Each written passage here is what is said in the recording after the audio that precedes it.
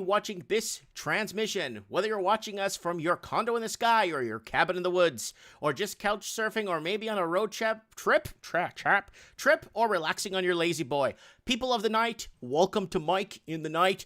It is 3 a.m. and something's moving you. So crack open a window, sit back, relax, get some tea or coffee, because you're tuning to Mike in the Night, the voice of the Commonwealth.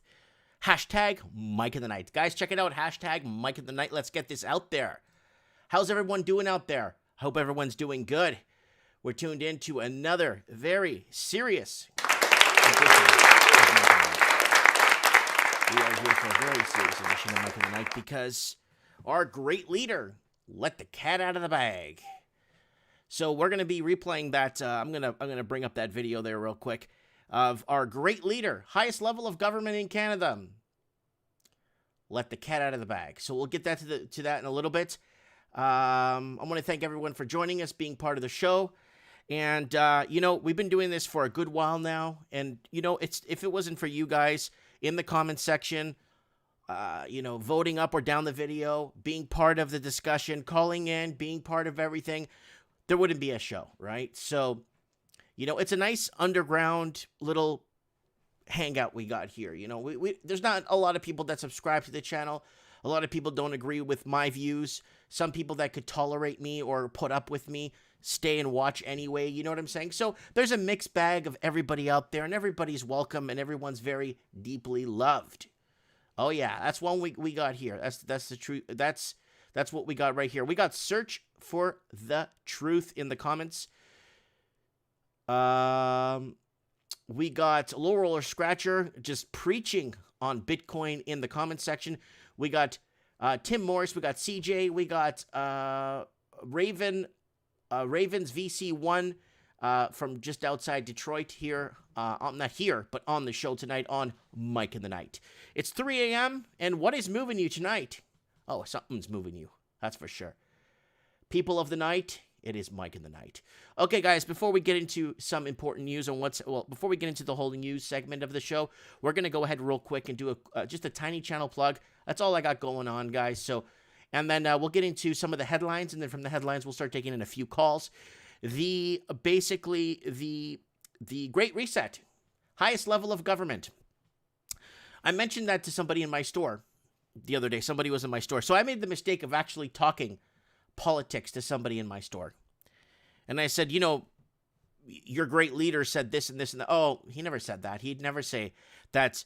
He would never say anything like that. And then I played it. The guy looks at me like, it's like, oh, somebody just remastered his voice. I'm like, okay. So I made a mistake talking politics with somebody at the shop. And that is a major, major, major mistake. You don't talk politics. You got to be super careful. I said to myself, if I'm going to talk politics, I talk with my family and I talk here on Mike in the Night. And that's it. I have nothing to preach to nobody outside. I have nothing to say to nobody outside because people look at me like, like people look at you like you have your head on backwards, or you're like, I got into a huge debate with somebody the other day. They said that the Civil War was fought over freeing slaves. And I said, no, it wasn't. The Civil War was not a civil war. There was a lot of banking, taxation, a lot of stuff in the background with the Civil War. A lot of stuff. Trust me, they wouldn't spark a civil war for that. There was a lot of things in the agenda, like world banking, taxation, all kinds of things that the North was, I guess, indoctrinating itself with the United or England or the UK or the Red Shield, whatever you want to call it. But getting into debates with people in person, and it's just absolutely, it's an absolute. I just don't want to. I have one friend that I talk to that comes to my shop almost every day, and that's okay. But anyone else, I backed the way off. No more. People look at me like I'm strange, like I'm a weirdo. You know what I'm saying? I'll give you an example. Today, some guy came in, wanted to sell me some stuff, some video games. I'm like, oh, unfortunately, these don't sell for too much. And I went online and showed him what they sold for. And he walked outside and says, well, I see he wanted to get them for nothing. I'm like, I don't even want them, buddy. You know what I'm saying? I don't even want this stuff. But people always want to put in their own opinions or kind of I don't know, reiterate themselves in a position to make themselves like a higher ground. I just let it go. I don't say anything anymore. I just, and that's the mistake I made. No more politics. How do you guys feel talking politics or talking shop or trying to maybe ask some out of the box questions? How do you guys feel about that when you're at work or you're trying to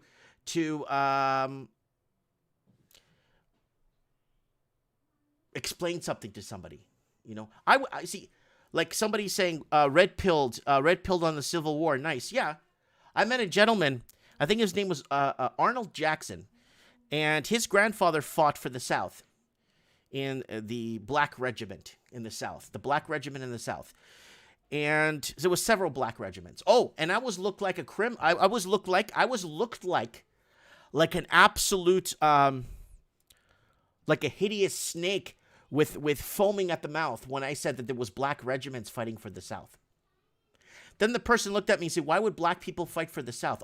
You're crazy. It's like, okay, I'm never going to talk anymore.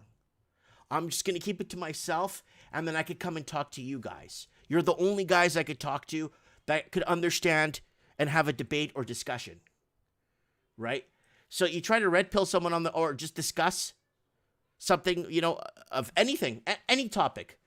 They're always got this. They know everything. So there's no trying to convince. So it's almost like just leave it on the shelf, let it collect dust, and that's it. I'm never making the mistake again in my life, talking shop or politics or anything to someone I don't know.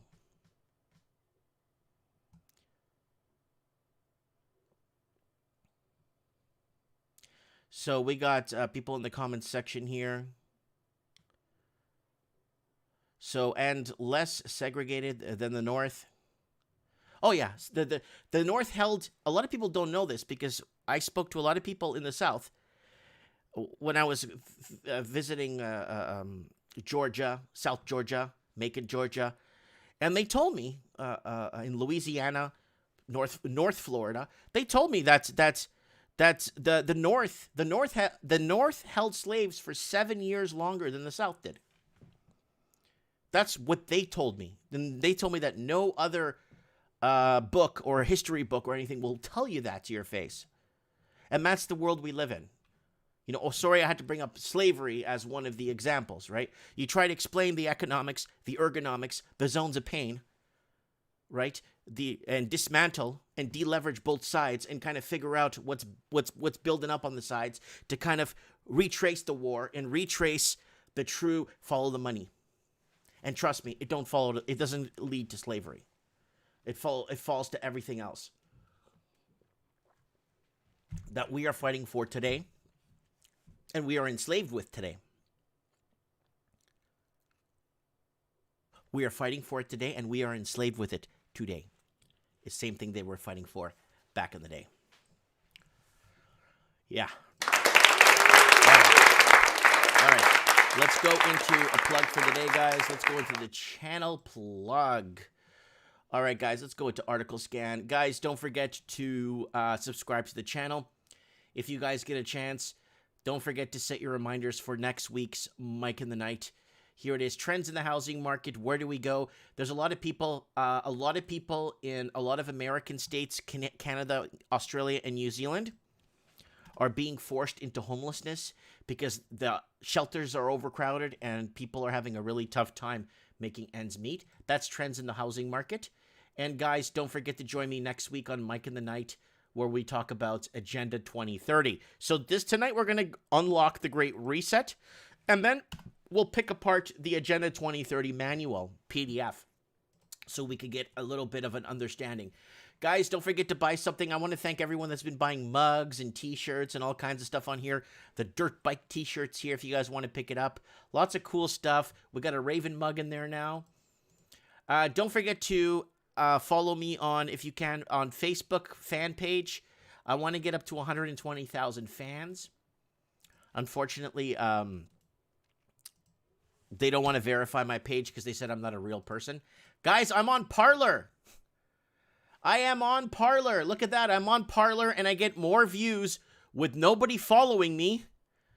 Nobody follows. I got, I think, 3 people following me now, and I'm getting more views on my stuff than I do with 120,000 fans on Facebook. So I actually made a video earlier today about that, comparing the two. How at that time I had 0 people on Parler, 0 on Parler, and I was having more views on Parler with 0 people following me than I did on Facebook with 120,000 people.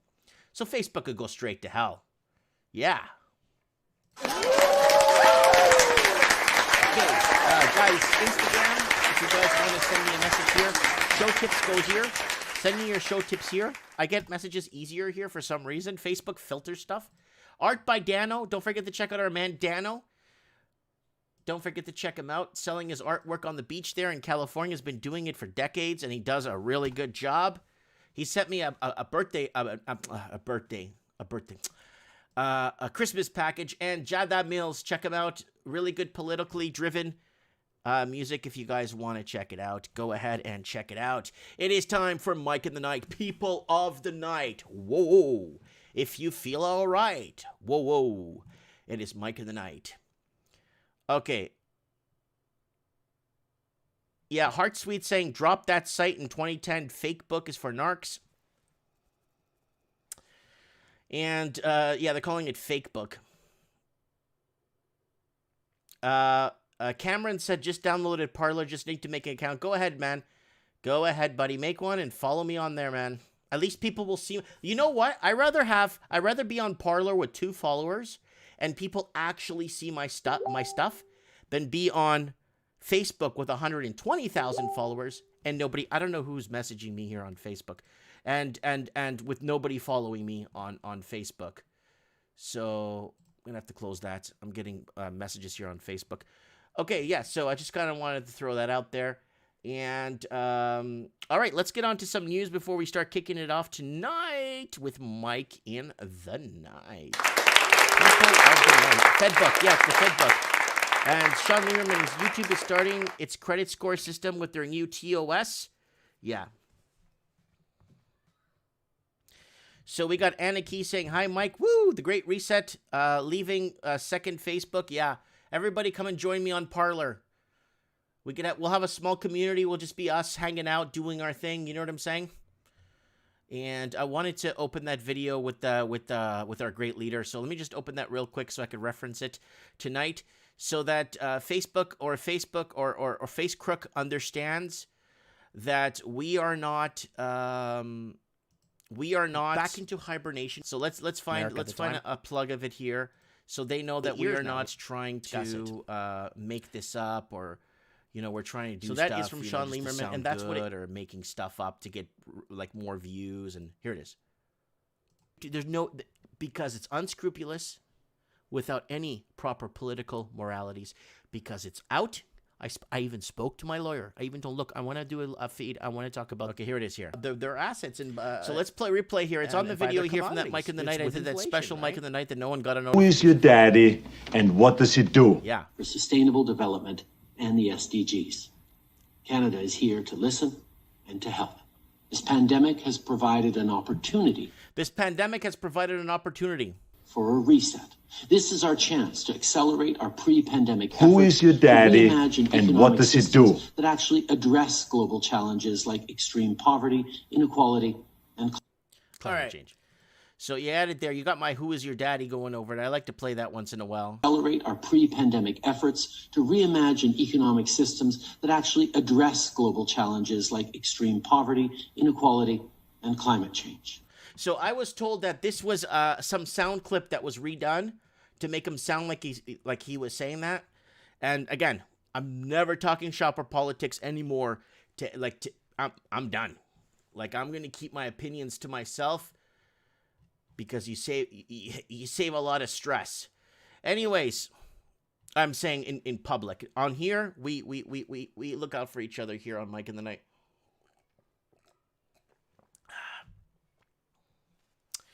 All right, before we go there, I kind of want to just throw a wrench in the system here. Let me take these off. Portuguese court rules PCR tests unreliable and quarantines unlawful. Remember Portugal? Yeah, a lot of people don't know Portugal because if we had to add Portugal into the history books, they pretty much choreographed the entire planet, and that stupid map they keep showing about Antarctica and the first travelers, all that crap, it's a Portuguese map. It's got the Portuguese shield on the side, and they keep avoiding that like the plague. And I was reading an article on Macau, China, how the Portuguese first went there. They never mentioned the year on Wikipedia when the Portuguese arrived, because they arrived in the early 1500s. And if anyone figured that out, that would actually go against the Dutch being there, the French, and all the other cultures, because the Portuguese would be there 250 years early. Portugal is the only country that legalized drugs and made it a sickness, not a crime. Portugal is the only country that went off grid, off solar and wind and ocean power for 4 days, beating Germany's 3 hours.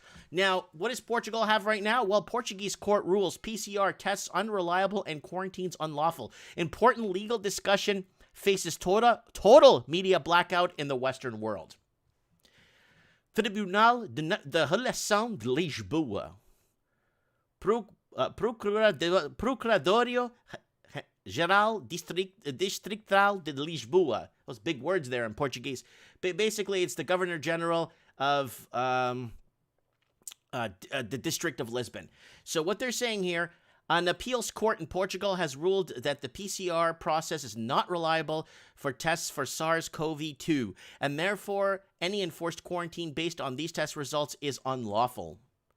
Further, the ruling suggested that any forced quarantine applied to healthy people could be a violation of their fundamental right to liberty. And this is from Portugal. The empire that was taken down because they were actually trading legally. They were actually trading with gold-backed currency. Look it up. They were trading with gold-backed currency, and the West needed to take down the Portuguese Empire. They're gone from history. They don't even exist. But you arrive in there's 5 Portuguese countries. You show up. 5 Portuguese countries in Africa. They speak French. You show up there, they're speaking Portuguese. Oh my God. What is this? Further ruling suggests any force, so we got that. Most importantly, the judges ruled that a single prospective PCR test cannot be used as an effective diagnosis of infection. The specifics of these cause concern for tourists entering the country. Then don't go. Don't go. I'll go. I'll go. I'm a citizen. I'll go there.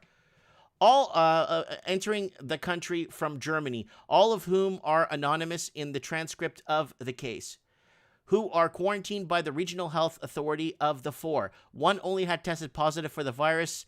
The other 3 were deemed simply high infection risk based on the proximity to the positive individual. All 4 had previous 72 hours tested negative for the virus before departing from Germany. So in ruling goes to conclude that based on the science they read, the PCR test using over 25 cycles is totally unreliable. Governments and private labs have been tight-lipped about the exact number of cycles they run on the PCR testing. That is known to sometimes be as high as 45, even a fear-monger in Chief Anthony Fauci has publicly stated over 35 is totally unusable. You can't read the complete ruling in the original original Portuguese here. So here it is in Portuguese, and there's the ruling right there. This is from the Tribunal Relação de Lisboa. They post this on their website there, and it goes here: "Não pode recorrer uma decisão de ordena de libertação imediata de 4 pessoas." So they're going over the 4 people that came in and doing the testing and this and that, and they're going over basically this is passports, and it's going over everything here and actually talking about what's realistically going on here. So that is big news. That I think Ireland, I think Ireland is also stepping up against this and what's going on. That this is we're not getting it's like global warming. You're not going to win the argument. So they're just trying to dance around it. Zero hedge. So let's read some headlines here before we get our first caller in. Pennsylvania judge throws out Trump campaign lawsuit setting stage for Supreme Court showdown. Guys, this is a plan. This is a path, okay? One chart that predicts our future. This might seem like a chart of political polarization, and superficially that's clear, but the real polarization is economic, financial. There are two economies in America, and there's very little commonality in the two economies. Every sheriff in LA region refuses to enforce the Gavin Newsom's COVID curfew. Put down the mashed potatoes and step away from the turkey. Right here. Put down the mashed potatoes and step away from the turkey. And everyone disperse. So here it is. Newsom has lost all credibility for restricting activity in the name of suppressing the spread of COVID. He was caught exposed flaunting his own ridiculous strictures and on eating in a restaurant. Put your mask back on between bites and food. Public exposure. If maskless attendance at the party full of lobbyists at the one of the fanciest restaurants in the world with social distancing was bad enough. So there it is, guys. It's hypocritical. We know what's going on. I mean, give it up. You lose, you lose. Cease fire. Let it go, right? Michigan AG calls for criminal charges against GOP certifiers who won't fall in line. It is a same weaponized of the criminal code for political purposes that we have seen for the last 4 years against Trump. More than 200 firearms mysteriously went missing from Philadelphia Sheriff's Office investigation finds. Ooh, 200 firearms mysteriously went missing. It is unacceptable that more than 200 guns that should be in the Sheriff's Office custody can't be located. Growing food crisis, bank lines across America signal economic crisis is far from over. So there it is. Look at the lineups here. So look at these car lineups here. Holy crap. So there it is there. People coming to get food. And, wow. Alabama, New York, California, Texas.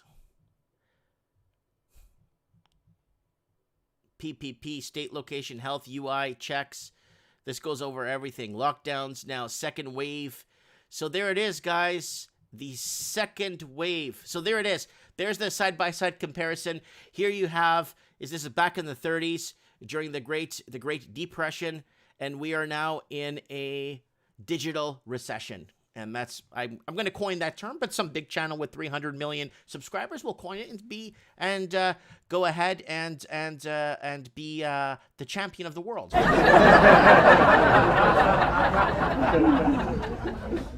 All right, let's keep going here. Do Trump supporters live in an alternate universe? Goldman capitulates on major stimulus. Now see just $700 billion physical aid for early 2021. UNICEF finally admits schools are not the main drivers of COVID among children. And protesters set fire to Guatemala's Congress building. Guys, I'm going to call you guys, okay? I'm just going to go over a bit of news here for a few minutes. And I will be calling you guys. I promise. Because the ringing annoys, because I'm trying to read and the ringing goes over I'm just going over a few headlines here. Horsemen, the bond bull and commodity bear markets are over. Here's how to trade it. And don't trust governments with control of money. And we got another big headline here. Hudson's Bay at Coquitlam Center forced to close after defaulting on rent. There's the big 2-story Hudson's Bay company there. Goodbye. It's having a tough time making rent, and it's one of the largest anchor tenants in the center. And you're going to start to see, oh, they got Showcase in there. Seen on TV stuff. It's a bunch of garbage. Anyways, but I just wanted to throw that out there. And there it is. Right there. Big anchor stores. Let's move it on. Biden has reportedly made his choice for Secretary of State. I think I was reading, U.S. Vice President speaks with longtime advisor, former National Security Ambassador. I think it was Rice. I think her name is Rice. It's not Condoleezza. It's somewhere else. Some Secretary. Barack Obama pushing Joe Biden nominee. Susan Rice for Secretary of State. I don't know too much about her. I haven't looked into her background. And the world's super rich are hoarding physical gold. World's richest are struggling to get a hold of gold. Crazy moment. So guys, if you remember that, I made a video. Now look how disgusting. I want to show you the most disgusting thing you're going to see tonight. The most disgusting. Now, when I go to my channel and I go to my magnifying glass right here, and I want to search my channel for a video I made, okay? Pay attention. It opens CNBC and other videos here, and then my videos come up. You see what they're doing on YouTube? Now, even if they search across my channel right here, videos from mainstream media comes up under my channel. And these are not my videos. I did not post these. This has 3.5 million views. I did not post any of this. So it's coming up under my channel when you look up buying gold over spot. And there it is. There's my video with no views. Black market, buying gold over spot. Housing market crash proof in the price of gold. Chinese citizens paying 30% over spot. Gold and silver may break away. So here it is. So it's like, it's really scary when somebody goes to your channel and looks up a video and you get CNBC. And people are saying, well, Mike, what's wrong with that? Because if you go on CNBC and you type in the same thing, my channel won't come up on CNBC. That's the problem. And they're messing with us on here. They're messing with us on here.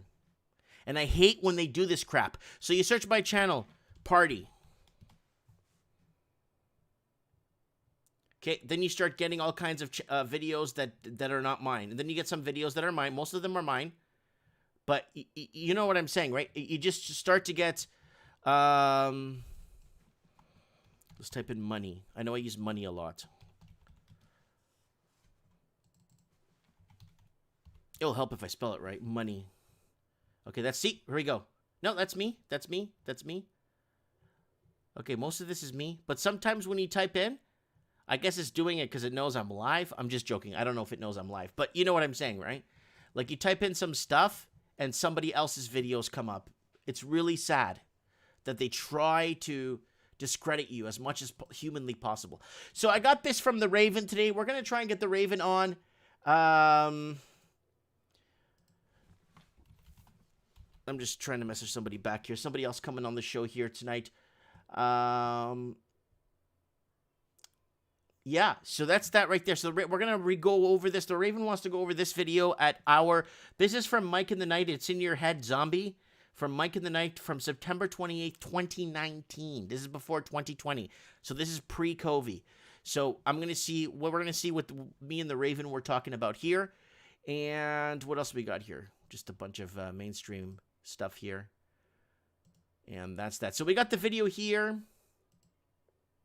What does it do? Sustainable development and the SDGs. Canada is here to listen and to help. This pandemic has provided Who is your daddy and what does it do? This is our chance to... So this pandemic's provided an opportunity. Sorry, I'm putting my soundboard of who is your daddy and what does he do over it there. Accelerate our pre-pandemic efforts to reimagine economic systems that actually address global challenges like extreme poverty, inequality, and climate change. They always throw climate change in there. They'll never get rid of climate change. I'll be dead for 500 years, and if these people are still in power, it will still be climate change. So there it is right there. The highest level of government discussing it. Now, somebody told me that this is a sound clip that was redone to make him say that, and that it's a conspiracy. He mentions Agenda 2030. He mentions he mentions everything in there. Climate change. He mentions everybody in there one by one. Okay? And I don't know why he's doing that. Guys, I'm going to call you guys. Please just let me, I got the show lined up here. Just give me a minute, please, okay, so anyways, let's, I told Steven I'm going to call Stephen Thomas tonight, and I am going to call him real quick here, find out what is going on in Australia. It looks like they've reopened everything.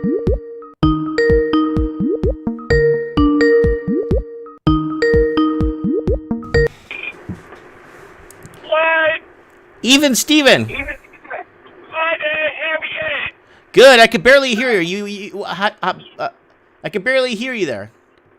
I'm driving back from Gippsland. Oh, you're driving. Okay, we'll talk to you later. Message me when you're back in town. No worries, thank you. God bless you. Bye. Bye-bye. So he's finally out and about. It's about time. It's about time that he's out and about, and he is doing his thing. Anyways, the Lost Canuck keeps calling in. Let me call him and see if he wants to add something to the show. Mike, you hear me? Mario, what's up, buddy? All right, buddy. Give me 1 second. I gotta take your show off. Give me 1 second. Yep. Okay, here we go. Get me back on Skype. You see me or no? No. Should come on now. There we go. I see you now. The Lost Canuck. Yes, Mario, all you have to do is message me in the message, because when I'm trying to talk, the ringing goes in to the... I like bugging you. I gotta bug you once in a while. Yeah, I know. Okay, How so are I'm you, not Mike? seeing... How's the family? How's everybody? Oh, we're doing really good, Mario. So good to hear from you. It's been a while. We've had you on, I'm not sure, what, 4 months ago? Who knows? Anyway, I watched your show on Wednesday night. Great show. Had that lovely lady there from Louisiana. Mm-hmm. And I just, touching a little bit of that, I disagree with her in a little bit, Mike, is That's fine. elections make a big difference. Okay, When tell it us. comes to, it tells us marketing. If you realize Trump has been in power, first time in 50 years, unemployment's at 3.9% last year. Mm-hmm. So, that makes a big outcome in real estate, and everybody's spending more than what they usually do, because now everybody's got more money in their pocket, and they're going to spend it. So, I don't like when people don't get involved with politics, not in the way of a discussion, but going out to vote. Even though if we don't know if these votes are legit, but at least you have your democracy, practice. Especially us, our kids. That's what we want our kids to do. And when we were talking about me and you, we're talking years ago when I mentioned the Shemitah, the reset, everybody was saying, oh, you're 10 years apart. What's happening right now, Mike? I just sent you something on Messenger. Mm-hmm. There's a book that I don't know if they're going to ban it. It's on Amazon. You can buy the book of the guy that started this COVID-19 and why it started. Mm-hmm. And all it is, it's about the reset of the whole economy around the world. Now, if we take history and we take the facts, not conspiracy, not that, take Trudeau, 2015 in July when everything was shut down, he decides to pass a law, bank-in bill. Do you remember that? Yes, The bank-in bill. But that bill was passed. I think originally that bill was been around for a while during the Mulroney. Yes, you're right. But the problem was they never had Parliament pass it. Mm-hmm. So what he did is he overrided it as a prime minister. He was a majority leader. Mm-hmm. He's allowed to oversee that. And what he did is he made the bank bail-in so he can seize all our assets, number one. What he's doing right now, people are not looking at it. He's trying to pass a law now that they're going to take all our reset, you're going to have no debts, but at the same time, you're not going to have assets. So the people that have a lot of assets are in trouble. And I'm telling you, this is what's happening right now. I don't think he'll touch the elite in Canada. I don't think he touched them. I'm not talking about elites. I'm just talking about people that are well-to-do. People that have money to spend and whatever, like go buy a new car tomorrow morning without having any issues. Mm-hmm. That's what I'm talking about. And you're right. Sorry, I didn't explain myself very well. No, that's okay. I just thought, because there's a lot of Canadian old money elites too, and those people do call shots too here in Canada. They all do. It's like my little town. I live in a small town. Mario, if you ever come out and visit me, you'll come and see where I am. And we got shot callers here. People that call the shots here. They're not in the government. They're not in anything. They just call the shots here. Yeah, they have the money and they have the banks. No, a lot of them everybody. don't have money here, and they call the shots. Oh God. Yeah. But anyway, I want everybody to hang in there, man. It's going to be changes. There's a lot of changes I've been reading, and I'm going to tell you what happened to me, Mike, this week. So what happened was I wrote a letter. I don't know if I sent it to you on Twitter, I don't have Twitter. Oh, that's right. In May of this year, I sent it out to Doug Ford, Tory, Toronto, Justin Trudeau, anyway, everybody. And there was that Freeland, the lady that was the general, whatever you want to call it, our governor. And I never got a reply back by law. Okay. And what I said in that letter was more of our constitution should never be override by a pandemic. Okay. You cannot shut down people's rights. And what happened was, believe it or not, Mike, my computer got shut down. Come shut on. down. I swear to God. I can't even find that email, buddy. I cannot find that email. My life depended on it. I took it to a guy in Barrie, a computer guy, really well known as Chris. I took it to him. I said, listen, I lost an email. Help me find it. I'm not a computer guy. He went through the whole thing and he says, Mario, I can't find it. I can't find it. We looked through Lost. We looked through spam. We looked through everything. So this tells me something. It either says to me, I could have made the mistake. Don't get me wrong. But at the same time, no, it would still exist. You have to delete it. Then you have to go into your deleted section, and then you have to physically remove it. It doesn't just delete like that. You could remove it from your inbox into trash. But it we did everything. Buddy. Yeah. This guy can't even figure it out himself. Yeah, I don't believe you made this. I don't believe you accidentally erased it. I don't believe it. It's not that easy because I've deleted emails and they're still there in the recycling, or they're still sitting there to be permanently deleted after once it's in the junk. Yeah, and it's crazy. It's crazy. Now Toronto shut down again. It's all shut down again. Right? Come on. They started Monday. Monday it's shut down again. Now they're saying, well, people are going to go shopping, and they're going to come up to Barrie now, right? And then everybody's on this panic. And Brampton, you thank God you sold your house in Brampton. Brampton has high numbers. Oh, Brampton, yeah, my mom. And not to say that listen, she would have been in a lot of I want trouble everybody today. to understand. I don't want people to be in fear of this thing. Do your part. Wear a mask, whatever you got to do. And I don't like it, but I got no choice to go in the store as long as But at the end of the day, Mike, this is more than a virus. We know it now. I know. Did you see the video? Okay, first of all, did you see the article I read where Portugal says that this is unlawful? This is not right. Yeah, because Mike, Portugal's ahead of everybody else. They don't even have fluoride in their water. Yeah, and they have solar, and they legalized drugs and they made it a sickness, not a crime. And that's right. So drug use went down 98%. The documentary is there on YouTube for people to watch. Yeah, and the police are concentrating on other things and worrying about that stupid stuff. That's right. At the end of the day, and then our government again spent so much money legalizing this marijuana. When he said he was going to legalize it, then he put it through court, and he made us spend millions and millions of dollars to fight it in court.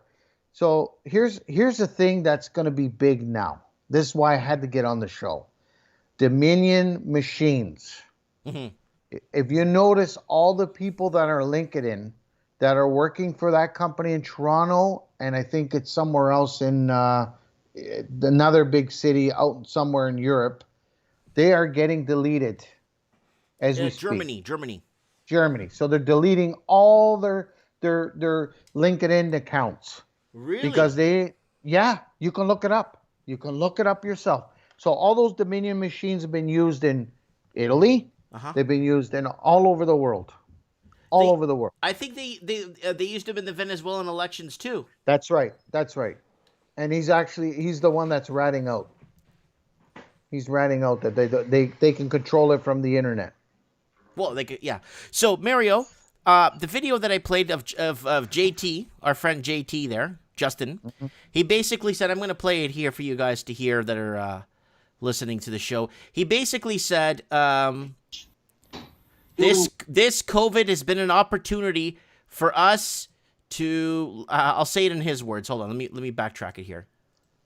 This speech, I'm just going to say it in his words, okay, Mario? This is the highest level of government's words. Bigger. And he says, RT's reporting on it. Everyone's reporting on it today. Let me, you know what, Mario? Keep on talking. I'm going to actually just find the article. Go ahead. Yeah, no problem. And then if you notice, a month ago, Doug Ford and down at Queen's Park, we're going to raise the Chinese flag. Did you know have that? to. Yeah. You have to. There you go. Because let that's them the raise it. path. Canada is an autonomous region of China. I don't know if you know this. No, I know it is. Yeah. I know it is. I know it is. It's an autonomous region of China. There's nothing we could do about it. We sold out to the rich. We sold out to the people who had the most money. Plain and simple. There's no debating this. There's no arguing this. That's what happened. Now, did you hear they want to buy several electrical and gas companies here in Canada? Yes. Yeah. That was planned. It was always planned. They stopped the buy of Aecon back in 2015, but they still end up buying it through another company in Europe. Mm-hmm. Like, give me a break. Yeah. So that's another problem we're having here in Canada. Housing's still going up during the pandemic. What do you think of that? It's just stupid. Sorry. It's stupid. It is stupid. Here, you don't have to be sorry. You know, there's a house right across the street from me, Mike. Mm-hmm. An end unit townhouse went for $575. Wow. 1,400 square feet. Wow. Yeah. Yeah. So all these people that are buying these houses and racing, everybody's worried and they're not in the market. All right, they got to go rent from Peter to Paul to put the deposit down. Mm-hmm. Honest to God, we need a reset. A good reset. Mm-hmm. Not this reset that we're talking about. We need a reset that make everybody be able to afford a home. Mm-hmm. Especially the people that are watching your show. And the people that are watching your show are the most educated ones. Mm-hmm.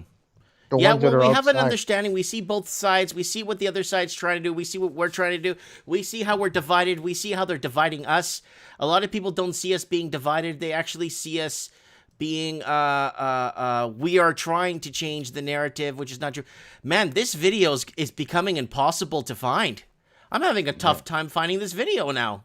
Yeah, because they're watching your show. That's why. No. I mean, I'm having a tough time. I'm going, it's going into other stuff. It's not even finding the video for me.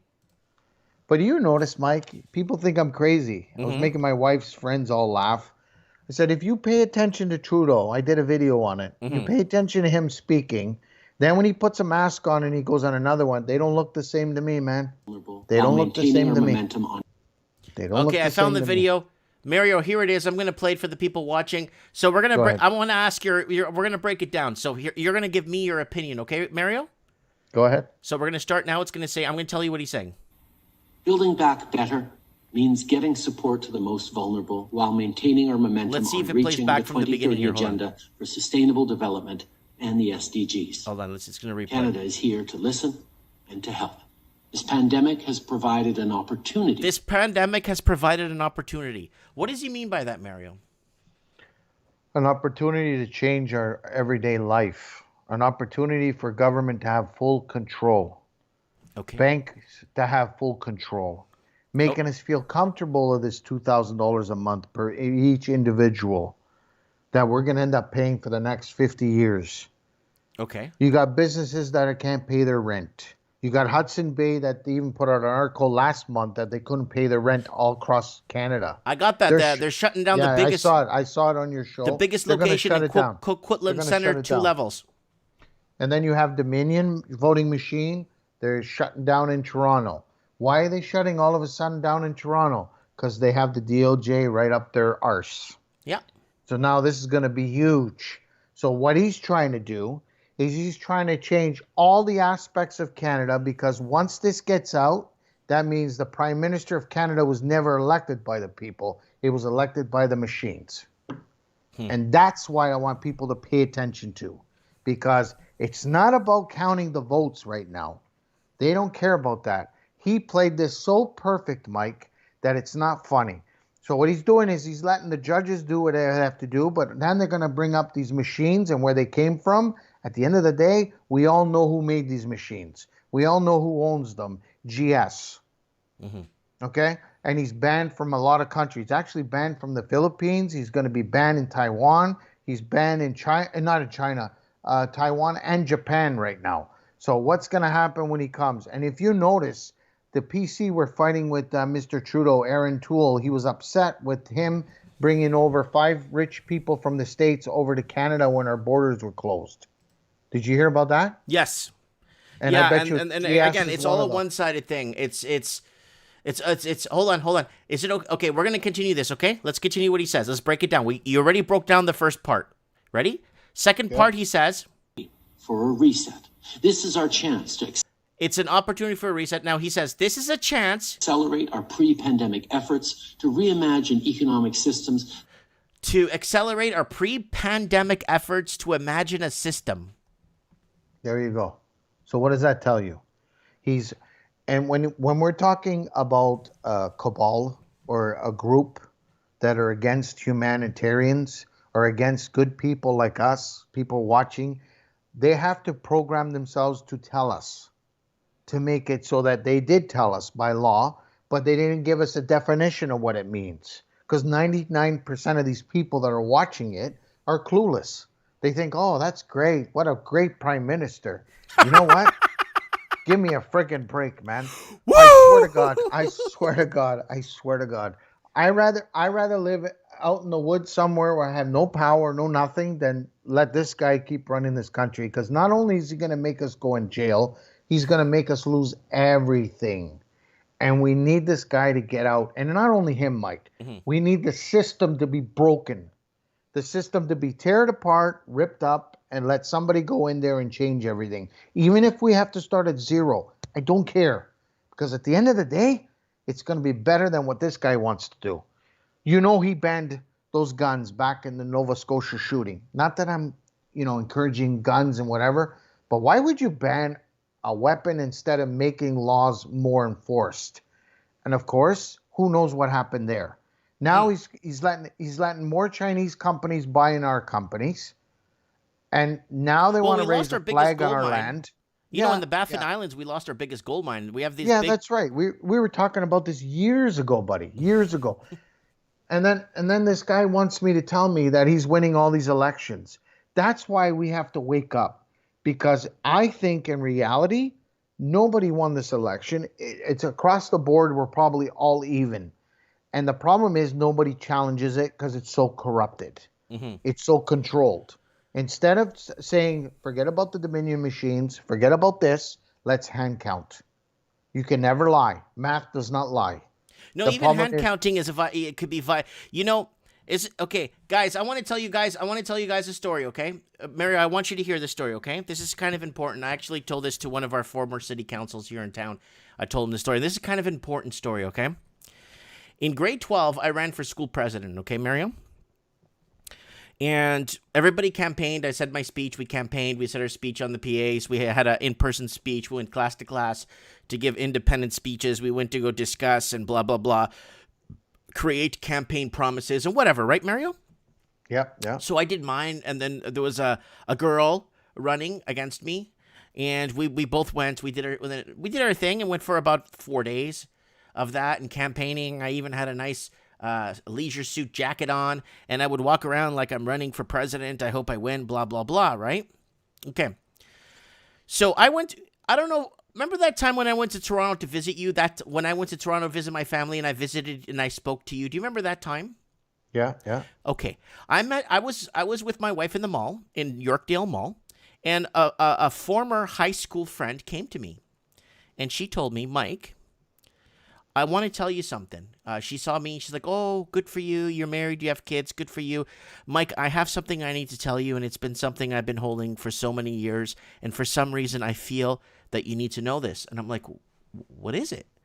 She's like, okay, do you remember when you ran for school president and, you ran for school president and you had your campaign and everything? And I'm like, yeah, so what about it? You actually won that election. I go, what? She's like, every vote, like 90% of the vote, 95, she said, percent of the votes were for you. Everything was Mike, was Mike everywhere. Everywhere was Mike. And she said that they called in the vice principal, they called in some other teachers, and they called in the guidance counselor, and they had a meeting right there and then. And they said that they could not give me the school presidency. And she never, I never knew about this, okay? Then one of the ballot counters told me this. I'm like 37 or 38 when I saw her in Yorkdale Mall when when we were playing soccer in my backyard, remember? Yeah, yeah. And that's like that week I saw her at Yorkdale. And she told me that, and she said she was very, very, very sorry that this happened. I'm like, I don't care. It happened. It happened. There's nothing. What can I do? She's like, 95% of the vote was you won that election. Hands down. No questions. Even if we had to recount the votes, it was such a huge margin that it was like 95 to 5%, she said. Yeah, but Mike, you gotta understand when you do it like you know where I used to work before. I can't mention on here. When we had our elections going on, you'd had 3 people watching the voting. Mm-hmm. Okay, so you cannot lie. You're right. You're right there. 3 different teams are watching that voting system. Not to say it's 100%, Mike. Don't ever say I'm saying it's 100%, but it's better than what this is. At 4 a.m, all of a sudden, this guy has 20,000 votes. All of a sudden, go to him. Yeah, these mysterious votes crawled in the back door and found its way into somebody's desk. Yeah, so there you go. And this is what it just kills me. Like, what imbecile would even try that? That's how desperate they are, Mike. You have no idea that the shit that's gonna hit the fan. I think people don't realize how big this is, man. I don't think they realize, and and what bothers me, Mike, it's not that I'm how do you say it? I just want people to live better.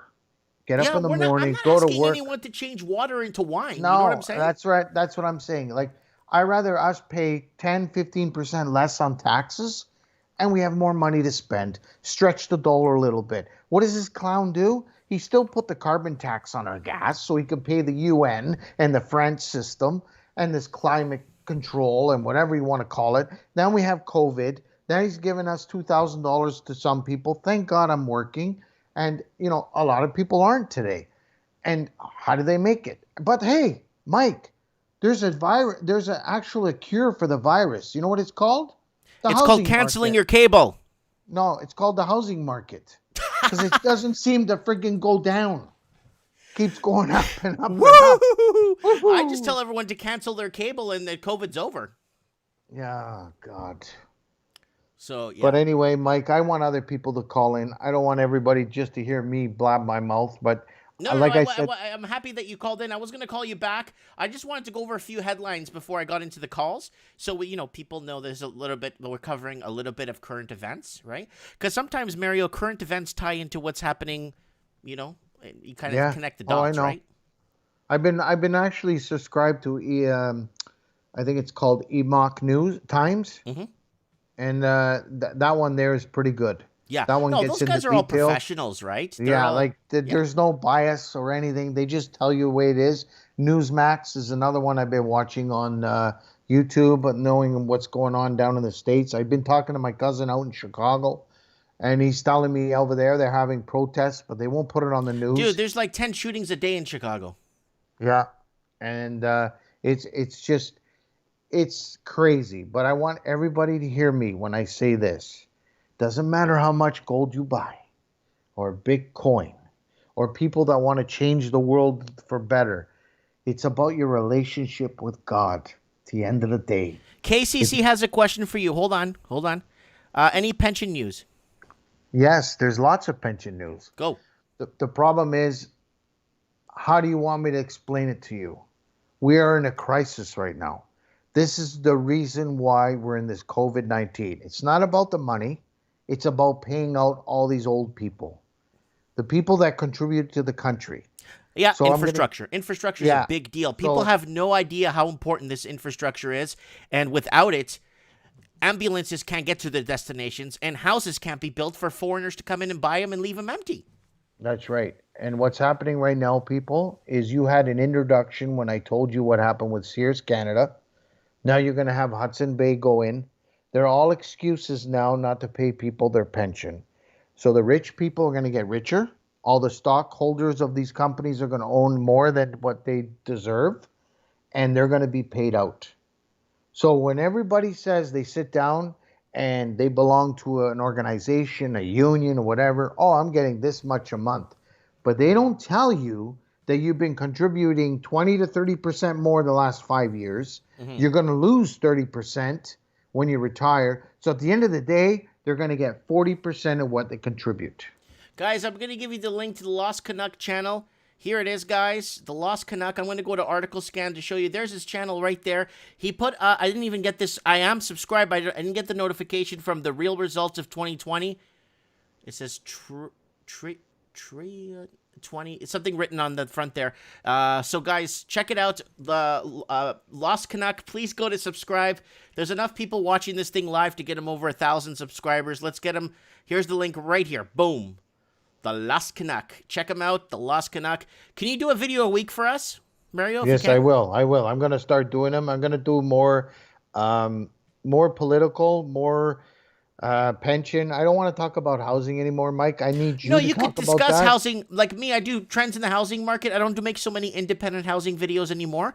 I do trends and I wrap it all in one video and talk about all the countries. Yeah, and what's going to happen when pensions aren't getting paid out? That's what's feeding this housing market. Is all these pension funds are feeding this housing market here in Ontario. I'm telling you, people, that's what's giving this all this flow of money coming in, and they're keeping it going, and then all of a sudden, boom, it's done. And we've been calling this. We should have had about 5 of them by now. But anyway, I don't know. Mike, do you have a crystal ball? I don't have one anymore. Not yet. I ordered one in from Amazon, so hopefully when it arrives, I can look into it and try to figure out. And why would Trudeau congratulate Biden as a president? Answer me that question. Well, answer me that. I'm going to answer it. Ready? Yeah. Because it's Trudeau. Yeah. Yeah. Okay. That's a good answer. That's the best answer you can give. It's Trudeau. And how come the media doesn't want to say, you pointed, because the media doesn't pick the president. It's the people of America picking the president. Well, it's the people. And that's the problem. Right. And that's the problem. It's going to be interesting, people. Listen, whoever's not a Trump supporter or Trump supporter, enjoy the popcorn, because this is the first time you're going to see something like this. And unless you guys remember Al Gore and Bush, which was all a play. This is not a play. This is a war between freedom and being a prisoner. So that's my opinion. I love your opinion. Well, okay, Mario, thank you so much. Love you very much. Thanks for coming on the show. Say hi to the family for me. And you too, buddy. And we'll talk. Okay. I sent you that thing on Messenger. Check it out. All right, buddy. I'll check it out in a second here. Arrivederci. Ciao, bello. Ciao. That is the Lost Canuck. Guys, I gave you the link to his channel. He came to visit me. I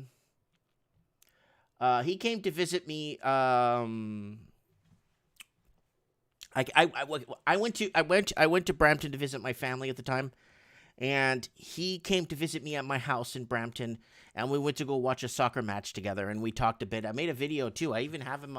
Let's see if YouTube allows me to look up my own video on my channel. So here it is, Lost Canuck. I'm going to give you guys his link one more time. It is Mike in the Night. You are tuned in. So let's go to my channel here real quick. Now let's look up let's type in Mario on my channel, and you guys could see him here. I also have Maneko64 here on Mike in the Night, but then I have him here, Mario DeCettis, in Italy. He was in Italy here, and then we got the Lost Canuck on trends in the housing market. Here he is, me and him in the car. There is me and him in the car there driving together. Where's that one where we're playing soccer? I can't. There's that one there. I know there was one here. He's on the show a lot, so he's part of the channel quite a bit. He contributes a lot to this channel. Huh. All right. Mike in the Night. People of the night. All right, guys. Let's get on the show. I got someone snooping around. I'm going to see if I can get him on Skype. I got someone snooping around. I think they're in, I got to look at a map. They're along the Russian border. I know it's early in the morning there. They're in, just along the Russian border in Finland, doing their thing. So it's a crazy Russian guy. Good personal friend of mine. But he's out there, so he's going to do a freelance Mike in the Night. God, I forgot the name of that place he's in. God, it's in Finland. It's not far from the border for St. Petersburg, Russia. So let's get him on the show. Let's see if I could get him on. If his Skype even works out there.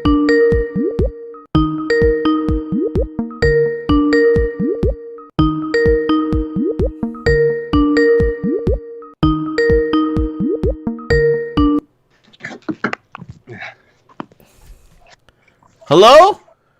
Hello. Okay, guys. One moment. Guys, I'm going to introduce, guys. This is the crazy Russian guy. I'm not sure where he is. Hey, how are you? Hello. Everything is okay now. So I had a little bit of a crazy story today. Hold on. It's walk because I cannot stay for a long. Hold on, buddy. Your internet is breaking up really badly. You're chopping up. Okay. I think I'm back. Okay. Where are you? Okay, so I'm about Lappeenranta, about 30 kilometers from the Russian border. And yeah, we're going to check out the situation with the border now. But actually, we didn't make it to the border today because I know it's a crazy story because we actually found I was driving with a guy who had a Cadillac from the 70s. Whoa. So then we were shooting a video. Was that the Cadillac where they stuck you in the trunk? Huh. I don't remember because I only saw it then from inside the trunk, not from outside the trunk. Okay. So we were shooting a video, and then I was driving the Cadillac, and I was shooting the guy, not with a gun, but with a camera. He was playing guitar in the back, but it caused some problems, so we had to stop the mission to go to the border today. Anyways, how are you, Mike? I'm so excited to be on your show. Well, tell me. It's an absolute pleasure to have you on. We've been talking for a long time. We've been friends for a while, off and on. You know, you're busy. You got a life. But it's good that you hit me up, and it's good that you're here. And being like a spec ops on the eastern Russian border. And can you tell, if you don't mind, please tell us what happened with Canada. Something happened. There was a great place. Come to Canada. It's the greatest thing on earth. Tell us what happened. Okay, so I was I went to check out Canada a few years ago, to see how it's all happening, and then everything seemed okay. But then last time I went back to Canada and I start to live a little bit longer life. But then I start to realize like it's a very difficult situation when you don't have the big income. For example, in my country, a lot of people don't have money, but they can still buy food, But the problem is in Canada, if you don't have money, you don't buy food. It's very problematic for the body because my body likes to have food every day. So anyways, for me, the challenge was everything. It's more difficult to survive in this country without giving in to your freedom. So do you feel more free in Lappeenranta than you would, for example, in Canada? Well, at the moment, actually, I feel more free here because there is still a free spirit. People still appreciate freedom, over safety. I personally, I take freedom over safety because I think today people don't realize they're going to die one day or another anyway. Like we all die. We're all dead. Solid truth. Yes, we all die. Everybody, they will die. So problem is in Canada, they think they will live forever. So they are afraid to die. So they're giving in the safety away for the freedom. So there's apparently there's not a lot of COVID down there. Everything seems like business as normal there. Yeah. Everything's still happening. Yeah, I know it's early in the morning there, and I really, really, really appreciate you coming out. Yeah, maybe next time if you could get along, because we need the Mike in the Night Spec Ops Russian border surveillance to find out what's going on. I heard there's any military presence. Quiet, no military presence along the borders. Not on this side. I was looking with my binoculars, but it looked more sketchy on the other side now of the border. Yeah, anyway, I'm a little hesitant to cross the border now. I'm afraid if I cross the border, I'm not going to be able to cross the border again. So I want to. So if you go into Russia, you're not going to get back into Finland or Sweden or Finland? Yeah, Finland. We never know. We never know. Wow, that's scary stuff. Somebody wants to ask you a question. Do you own any Bitcoin? Yeah, I have a little bit of Bitcoin. You know, if everything crashes, I will still have my digital currency. And I know because you're in Northern Europe there, you guys all stack gold and silver, I take it? Stack gold and silver? Any gold and silver? You got bars? You guys save it up there? Or is it something that you don't really do too much there? Personally, for me, I think it's too heavy to carry around. Yeah, because I know you're a very portable guy. You're very out and about in the Northern and Eastern Europe there. I understand. But yeah digital currency works. Yeah, I need to stay on the move. That's why, I like the crypto more because it fits on my phone. Last time we tried to get you on the phone, you had these military guys come and check you out. Yeah, sometimes they don't like how I look like. Anyways, like here we also have the situation that, for example, they look for an opportunity to bribe. So sometimes when you're on the road, they don't like your face. They expect the bribe, or they will take you to the, the station. So this is actually why I don't want to cross too, because if they stop you, you have to pay the bribe. You lose your money. You go back without money, and then you have to start again from zero. Wow. So on the Russian side, you have to pay them to get back into Finland? Yeah. Sometimes. Yeah, and it's hooked up because it happened to me. It happened to friends of mine, like just poor students, they don't have the money to give to bribes. But the excuse they use, they say, okay, you pay me bribe now and you will make it to your trip, or you will not pay bribe now and you will meet my colleague 50 kilometers from here, and my next colleague 50 kilometers from here, and my next colleague 50 kilometers from here. So that, here you never know what's going to happen. So for me, that sounds like Mexico. When I was in Mexico City, like we're driving, we're going to different destinations, and the cops are always looking for money. And it seems Yeah, similar situation. I guess, everybody's trying to feed their family. Some are trying to feed more honest than other people. Yeah, I understand. It looks pretty cold there. Yeah, it's very, I can steam my breath.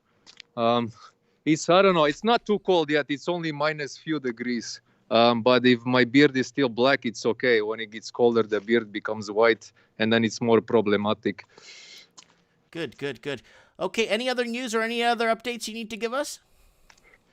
At the moment, no. Actually, I'm trying to stay a little bit low, not to get in too many problems. I already had this Cadillac moment today, but, eyes are open everywhere, so I need to, keep a low profile for the moment so I can travel around a little bit, give some more correspondence from other sides of the border, and then we'll try to keep the connection running because, you never know what's going to happen next. Well, do me a favor. Just keep an eye out on the borders. I know you're always close to the borders there, whether you're in Poland. Maybe next time you come on the show, you could tell us about when you lived in Poland. That'll be really nice. Oh, yeah, for sure. I was there about 9 years. I lived there, 9 years. Yeah. That's a good. You could tell us next time you come on what happened when you were in Poland and how you got kicked out of a casino, and then you got chased down by bouncers, and that car chased you guys all over Warsaw. That was a funny story. Yeah. Yeah, and overall, Poland is very interesting because while I lived there, it was the transformation from post-communism to being part of Western Europe. So I see Poland grow from like neighborhoods, from alcoholic neighborhoods to hipster towns. Hipster towns. Yeah, everything in a few years. So, yeah, very interesting. Lots of stories to tell. More stories will be happening as I'm going around here in this place. So, yeah, I'm excited to stay connected to Mike in Canada, keep everybody up to date, make sure we don't do the crazy things. Okay. All right. You stay safe. And if you need anything, I sent you this big package. I don't know if it's going to arrive in the next week or two. I don't know if the KGB is going to steal it, but I sent you a package. It should arrive at that address that you sent me. So I'll just keep me posted on that, okay? Okay. I'll check. When Babushka is home, I will see if everything arrives safely, and then we will continue from there. Okay. God bless you, and we'll talk soon. Okay. God bless, my friend. Good night, and keep doing the show. Don't give up, man. Don't give up. I ain't going anywhere. Take care. Okay. See you soon. See you. Bye. Bye-bye. All right, guys. That is the crazy Russian. Good guy. Known him on and off for a good while now. And he's been, he finally talked him into coming into the show. So he was trying to get over I was trying to get him over to the Russian border right now. He's in Lappeenranta, so that is in Finland. That is about 30 miles, 20 kilometers, sorry, not miles. So like 18 miles from the Russian border. So I was just to do some military. Holy crap. So Steven Sewell just sent me $50. Whoa, that's enough money to get me to Detroit. Hello, Mike. Lord Humongous has his own room, and I myself have my own room, and no tell motel. Lord, you have a lady friend on the left, no charge, minibar. Lord AC King, size bed, no checkout time, Lord. So Steven Sewell sent me $50. Holy, that's enough gas money. I'm not joking. From here to get me to Vancouver. Okay, I don't know why my lighting is like getting all bad here. My lighting is getting all bent out of shape here. So that is the crazy Russian. We'll have him back on as soon as possible, guys. Hopefully he can come on next week. I want him to tell us, he's got some really good stories about when he used to live in Poland. Man, wow. Especially when the Polish police were chasing down his car when something happened with some bouncers in the casino. Really good, really good. And let me just message him there. Okay, sorry. Let's see who we could get on here. Who is out there? I can see a lot of green lights here. Important proof. Let's I don't know if I should I know Eduardo just sent me something. I don't know if he's awake. What time did he send that at? He sent that at almost 8 o'clock. I don't know. Should we call Eduardo, people? Bug him?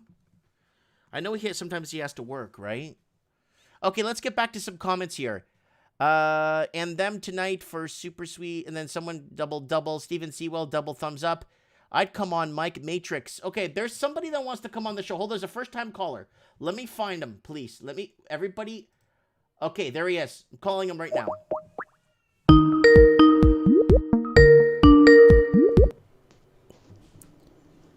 Hey, Mike, how's it going? Good. How are you, my brother? Not too bad, man. First-time caller. Love the show. Yes, guys. That's him in the comments. It's Matrix Rip 09. Yeah, Matrix Rip 09. How are you? How are things? You doing okay? Not too bad, man. Struggling to find a job. Tough times. I got laid off at the start of October there. What did you specialize in? I graduated in environmental science. Forest management was my thing. And I was doing a lot of silviculture work in the woods. And then, it's just seasonal job mostly. But normally they have work for the winter, but they're not doing like office duty stuff because of the COVID restrictions and stuff. Mm-hmm. And we're in New Brunswick there. And I wanted to call you just because the restrictions are starting to get a little bit crazy. Like we have 50 cases here. And one person's in the hospital in the whole province of 1 million people. And they just announced today that Like if you go outside without a mask on, like not even like in the store, it's a $300 fine. 300 pesos or dollars? Canadian dollars, so pretty much worth toilet paper. Right. Okay. Well, that's like about 220 US. More. That's no. Sorry, 300 is about 220 US. That's a big fine. Yeah. Wow.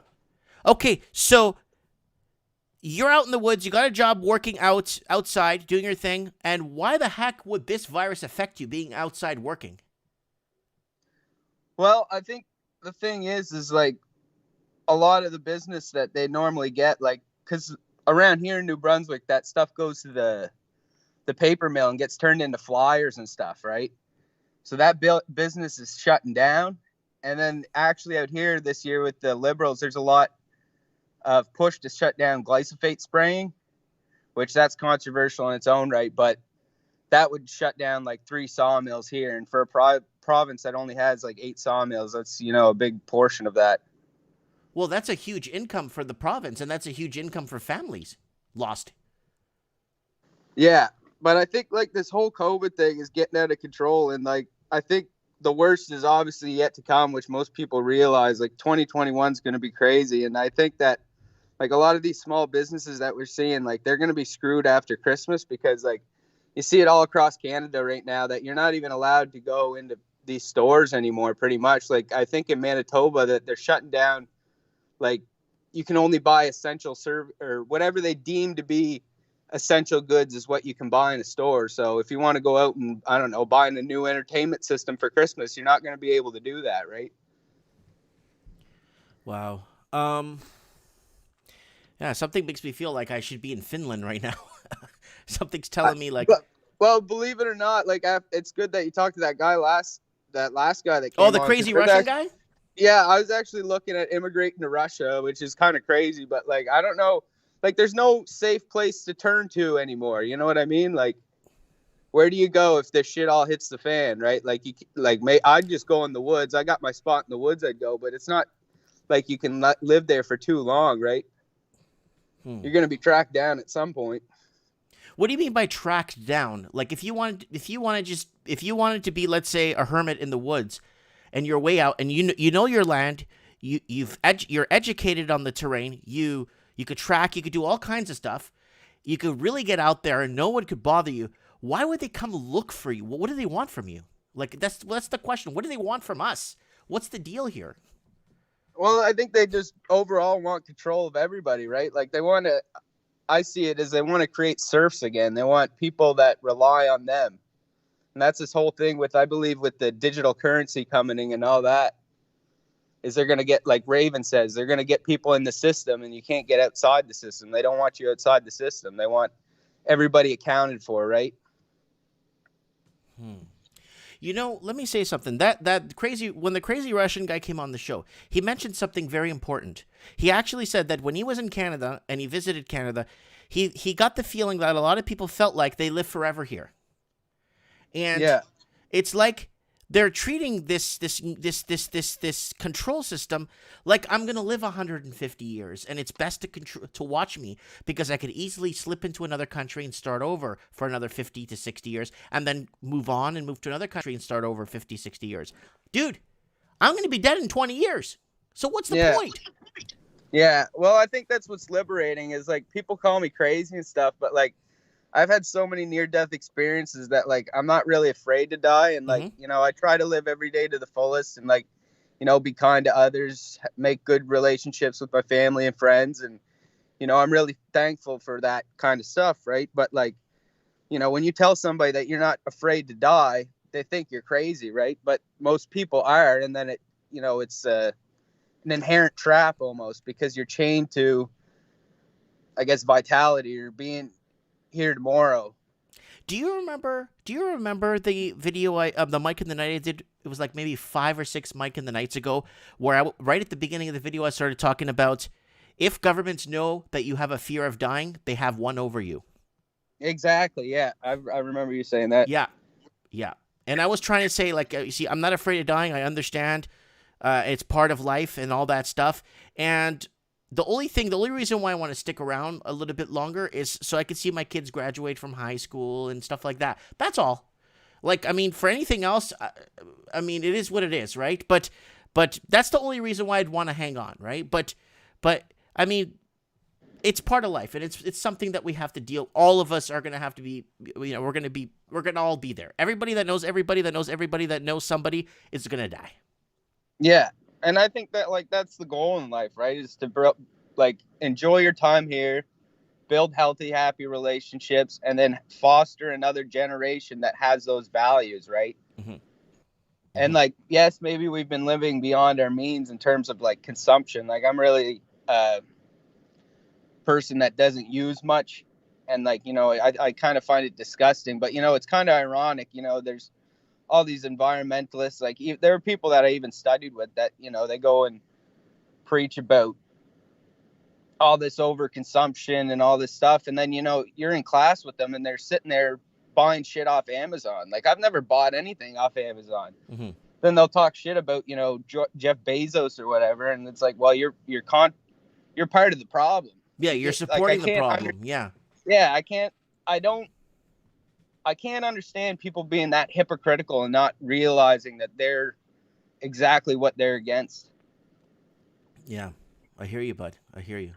But you know what? I want to get you on the show. I want to make maybe one day when you get a little bit of time, we could do a video together of maybe some out-of-body experience discussion too. That's very important because I am a Roman Catholic, and that's part of my belief system, right? And yeah, I was brought up Catholic, but like, I mean, I don't religiously practice it anymore. But like, you know, as I'm getting older, like I'm only 26.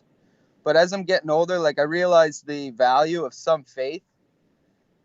Mm-hmm. You know what I mean? Just like, oh, it doesn't hit you. It doesn't hit you right now. It's when you get to my age, like 40, 41, 42, it starts to kick in, and you start to really connecting the dots in your mind. And I'm not talking about connecting the dots where you finally finished the portrait, you got a full view. No, you're connecting the dots fourth dimensionally in a way where you're actually adding in the missing time coming ahead of you and actually putting it together in a way where fourth dimensionally you can start to see everything happen in front of your eyes before it's there. Yeah.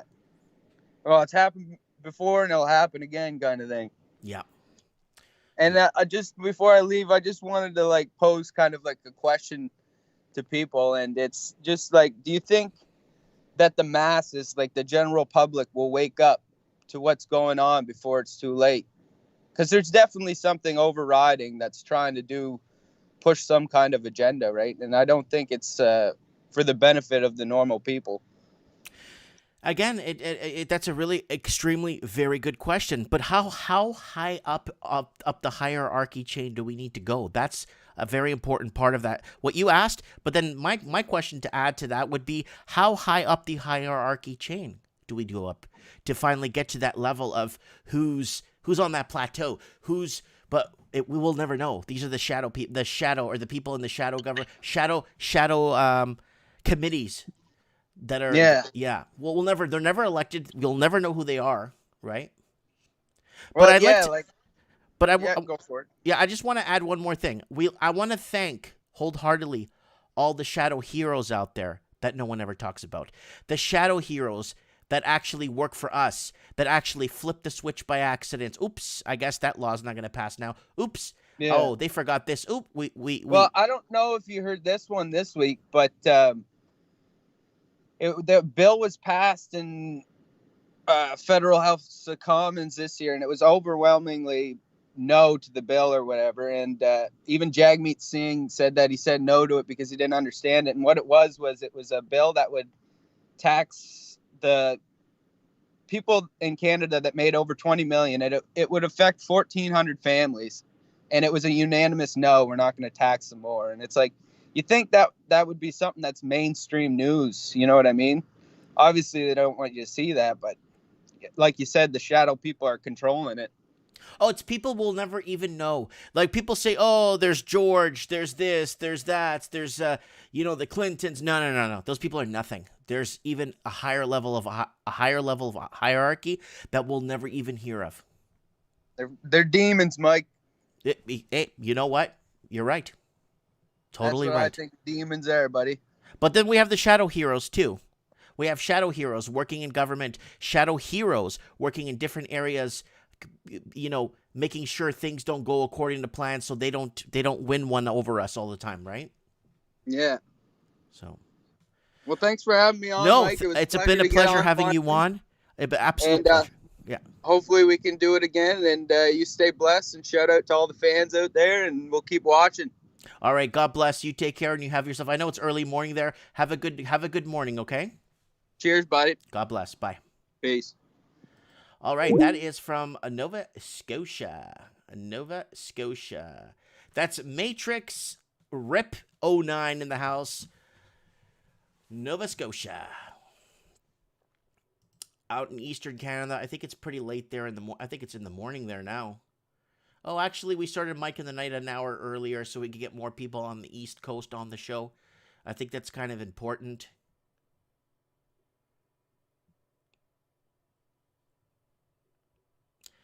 Okay, so Daniel G is saying, Mike, this stuff is ancient. Vatican is part of the system. No, I understand. We're just talking philosophical here. We're just talking outside the box for a bit. That's it. Like, there's different angles for everything, guys, and we gotta touch on them once in a while. I don't, even if it's been around or it's been said a million times over, sometimes it's nice, Wendy Pimpin says exactly. Trump was a puppet and his strings were pulled by the shadow people. People aren't afraid of Trump. Governors, senators who seem to throw themselves on the sword for him. Yeah. Heart Sweet says, I saw a journalist shoplift on live stream. Blunt News is saying, great call, Matrix. That's right. Matrix is very well spoken. Very, very, very educated, too. Very well spoken. He's got a big future ahead of him. And we want to make sure he's got a big, bright future ahead of him, making sure that we just want to know what's going on. I mean, why are we constantly left in the dark, right? What's this great reset? What do they want from us? You know what I'm saying? So we've already had quite a few guests on this. If you're just tuning in, go back to the beginning of the show. We had the Lost Canuck on from Barrie, Ontario. Then we had the Crazy Russian on in Lappeenranta, Finland, really close to the Russian border there.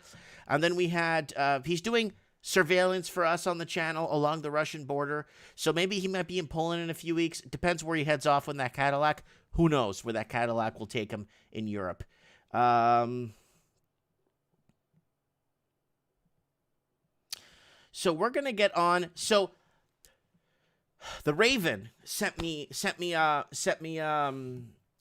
link. So let's do a quick 2 minute channel plug. Please, everybody, relax. Okay. Here's the channel. Don't forget to set your reminders for next week, Mike in the Night.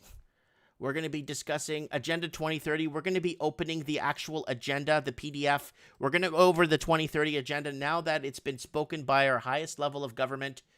We're going to go ahead and discuss it. There is Mike in the Night for next week. Guys, don't forget to buy a mug or a t-shirt. I got the new Dirt Bike t-shirt here. If you guys want to pick up a new Dirt Bike t-shirt, go ahead and pick it up. And guys, I'm on Parler now. Go ahead and add me on Parler. I had somebody message me today on Parler, basically saying, somebody messaging me saying, "Oh, you're with all the other criminals on Parler. You're a criminal too. You don't even know what you're talking about." So that's the feedback I've gotten from people that know that I'm on Parler. I'm on Instagram here. And I did a very interesting video, guys, today. A very interesting video, because it's actually kind of important that I bring this video up. So I'll show you guys what I'm talking about here. Let me just go to my fan page here. Watch this, guy. So I'm on my fan page, right? Okay. And I got 115,000 people that like me here, and YouTube does not want my page to be like legit. They don't want me to be like a public figure. Okay? 115,000. 76 people got this thing. This thing that Portuguese court rules PCR tests unreliable and quarantines unlawful. This is in the Kingdom of This is Portugal. So this is it right here from Portugal. 76 people saw this. Okay, with 115,000 people that follow me on Facebook, right? Follow. They actually follow me. They're not just liking me. They follow my channel. Okay? 76 people reached. Now, I put the other article up here on Parler, and it's got 41 people reached, and I think I have 2 people following me. 41. This one's got 76 with 115,000. This one's got 41 views with 2 people following me. So how is that even possible? How is that even possible, SA? And it's happening. So I'm on Parler, guys. If you guys want to come, I just put my Parler link out there, I think. Okay, so let's go here. Instagram. Did I put my Instagram there? I don't even remember. Well, here's my Instagram, guys.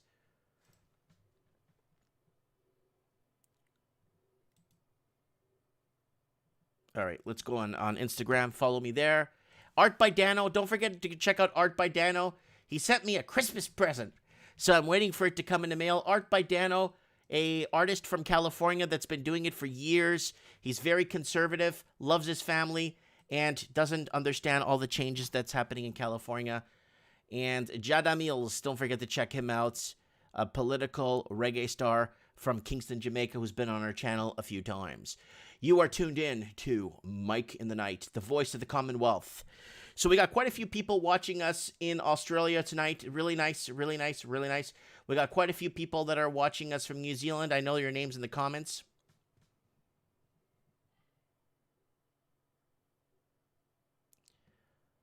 So we're going through the... we got people on the comments here. Oh, like, Lord Humongous, please contact Dano. A lot of people have been making connections here from Mike in the Night that meet in the chats. They're actually meeting other people from the chat. So we got a few people meet up in New Zealand. They said, and then a couple of people meet up in Sydney, Australia. So if you guys want to make a little banner or a little piece of paper saying Mike in the Night with the thumbs up, I really appreciate that. I'll spotlight that on the show if you're in New Zealand or Australia, UK, America, wherever you are. We got Paul here is from Brisbane, Australia. He always has my back. We got Tig Nim. Hi. Heart Sweet in the house. We got Holy Home Run 74 in the house from New Zealand. We got Wendy Pippin says, so I stumbled upon this live chat. Who are you and what is your basic philosophy? My basic I don't even, no one's ever asked me that because I'm very unintelligent and very undereducated. I think my thesis or my angle would be affordability is out of reach. We're screwed. We sold out to the highest bidders overseas. They came and bought us out. Now we're connecting the dots, discussing this on Mike in the Night, and figuring out what is happening in current affairs. What is the big deal? What do they like? Why do these people want to follow me, track me? What do they care? What I look? What do they care? What color underwear I buy? What porn I watch? Why did they care? I'm gonna be dead in like 20. How old am I? 42. I'm gonna be dead in like 23 years. Why would they even waste the time, the effort, the taxpayers' money to follow me or to track me? What for? Oh, Mike, it's control. It's a waste of time. It's the biggest waste of time is what it is. Yeah, rent is so damn high. Everything's high. Everything. And that's the thing. And that's what I'm talking about here on the channel. And you know what the funny thing is here, guys? Is that I've been talking about this for the last 3 weeks. Like, if you look at here, some of these videos here. Like, let's go to article scan here. Look at this. Rent prices in Vancouver, very expensive. This is from 5 years ago. Look, housing bubble, insider info, will it pop? Empty streets, city turning into an empty shell. $1 million teardowns, 5 years ago. Housing market across Canada goes up. In Australia too. Vancouver housing update, bubble gets bigger. Like, it just goes on and on. We've been doing this for years. Now that we connected the dots, we're starting to figure out, hey, we're in a lot of trouble right now. We're in deep trouble. So this is our little get together, a little gang. Everybody knows each other here for years now. I've been stuck at 12,200 subscribers for like, I don't know, like 2.5 years. And it's all the same people. We're all here together. And I've met quite a few people in person here on this channel, which is really nice.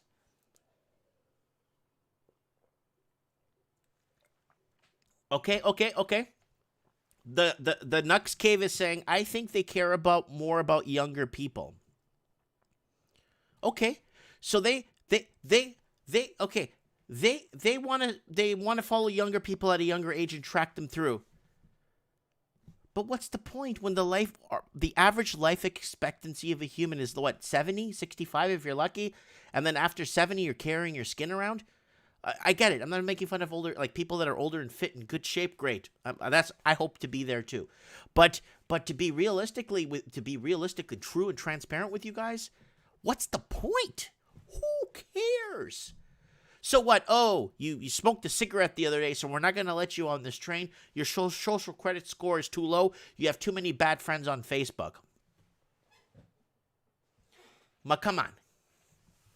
All right, let's get our next caller in. I don't know. I think Eduardo. Let's see if let's wake guys. Who wants to wake up Eduardo?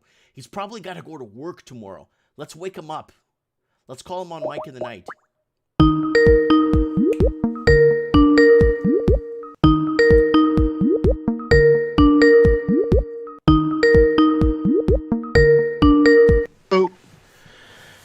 I've been trying to reach you. You're a lot tougher to get than the president. Really? How you doing, Eduardo? Good. I basically had 2 Skype calls come in at the same time, and you were one of them. Oh, wow. Did I get you at a bad time? No, it's okay. I was just winding down for the night, putting up an invite for tomorrow's roundtable on the Mrs. Canada. Oh, the Mrs. Canada, yes. Make sure you leave the link inside the chat there, eh? Will do. Yeah, please leave the link. The Mythos Canada guys, they got a roundtable live event where they discuss the Mythos. Oh, there's Eduardo. Let's see his. There's somebody. You got a couple of fans, Eduardo, in the chat who think you are very handsome. Really, and yeah. I'm available too. Okay, let's go to Mike in the Night guest. All right, so how are things going? Let's unpack that video. This COVID is a new opportunity. What the heck is the opportunity? And now they're saying that conspiracy theorists are remaking voice patterns and making up videos of the government saying that when he said it himself. You know, it's funny how conspiracy theories always become conspiracy facts. Isn't that something? Yeah, it is something. But you know what? People got to think critically. Who's going to gain from all this? Follow the money. Follow the power, the control. Mm-hmm. Let me ask you, like, honestly, am I out of my mind saying, like, look, what's the point of tracking, okay, they have the control. I get it. The end game is control. But if I'm going to be dead in 20, let's say 22, 23, let's say I'll get another good 30 years. What the heck is the point? The point of what? Protesting? Stopping what's going on? No, not protesting. What's the point of them tracking me or wanting to know what kind of cigarettes I smoke or what color my jacket is? What's the point of them tracking me for 30 years, costing taxpayers money, and knowing what flights I'm getting on, where I'm going? Why? Think about what communism was like in countries. They're doing it in China. Now, if you're a political elite or a political leader or someone high up in the communist political system, you and your friends and your family do very, very well. Everybody else is going to be eating pet food. You mean we're going to be eating pet food like Fancy Feast? Pretty much. That's what's going to be coming to if this keeps going down, if we don't win this. Except for the farmers, they'll be able to eat what they locally produce. But communism is not good for the common man. Far, far from it. They got to figure out what you're doing. They got to get inside your head. They got to see what your habits are. And then they figure out how to control you. Has anyone noticed how most of the regional directors of health, say Toronto per se, The Toronto Regional Health Director is a medical doctor in psychology. Mm-hmm. And I'm sure if you look at the other medical leaders, the ones that are putting down these draconian laws, take a look what kind of doctorates they have. I bet you they're not medical. Yeah, it reminds me of that. Like if I'm going out to space, I'd want a nuclear a doctor. I'd want a like somebody in the doctorate that pertain to going to space and making sure we can live out there. Here on Earth, it's kind of funny because the people that are in these positions don't have anything to pertain to what is happening, so they just have a doctorate for the sake of having one for good luck, I guess. Well, the reason why I'm pointing out the fact that a lot of these medical directors are shrinks is because they're going to play this big scam-demic on us. The numbers of deaths aren't lining up. The cases are going through the roof only because they're testing and they have something to publish. But if you look at the death rate, it's been pretty stable, like almost non-existent. And what do we got here? 6 weeks left in this year. I bet you when the numbers are out for the deaths in each country, 2020 will be below average. It is. Less people are dying of the flu this year than did last year. Less people are dying. Yeah, less. Yeah. Their daily deaths on average are down. Hey, Eduardo, did you see that article I read at the beginning of the show about Portugal says it's unlawful and the court ruling in Portugal basically was the first article I read that Portugal said it was unlawful for quarantining and doing this to people and blah, blah, blah, and the court ruled there. I can't say I'm surprised because the medical definition of a pandemic is 12% death in the population, hospitals overcapacity, and a whole bunch of other criteria, which have never been met anywhere here in Canada, Mike. Mm-hmm. And so, again, we've got to use their own laws to take them down. Apparently here in Toronto and Peel Region, it's going to be a hard lockdown. And that's coming, I think it was announced Friday that it's supposed to take an effect today. And I must say the cops at the protests were not as friendly as they usually are. The DJ that spins the tunes for the people on the march, mm-hmm. He got ticketed today, $250. Wow, that's like $200 American. Yeah. That's a lot of money. So he got ticketed today for what? Not wearing a mask or playing bad music? No, for riding in the back of my pickup. Now, we were never moving more than 4 kilometers an hour. I think it's because there's no seatbelts in the back of the bed of the pickup, where the PA system is and DJ gear. Wow, that's very unfair. I know, yeah. It's not good. I'm very. Okay, so they're going to find angles now. Is that what you're trying to say? They're going to find angles to start making our lives more miserable? Because they pulled my wife over not long ago, like 2 weeks ago, for not wearing a seatbelt, and she was wearing a seatbelt. Luckily, the store next to me has a video timestamped of her putting on her seatbelt.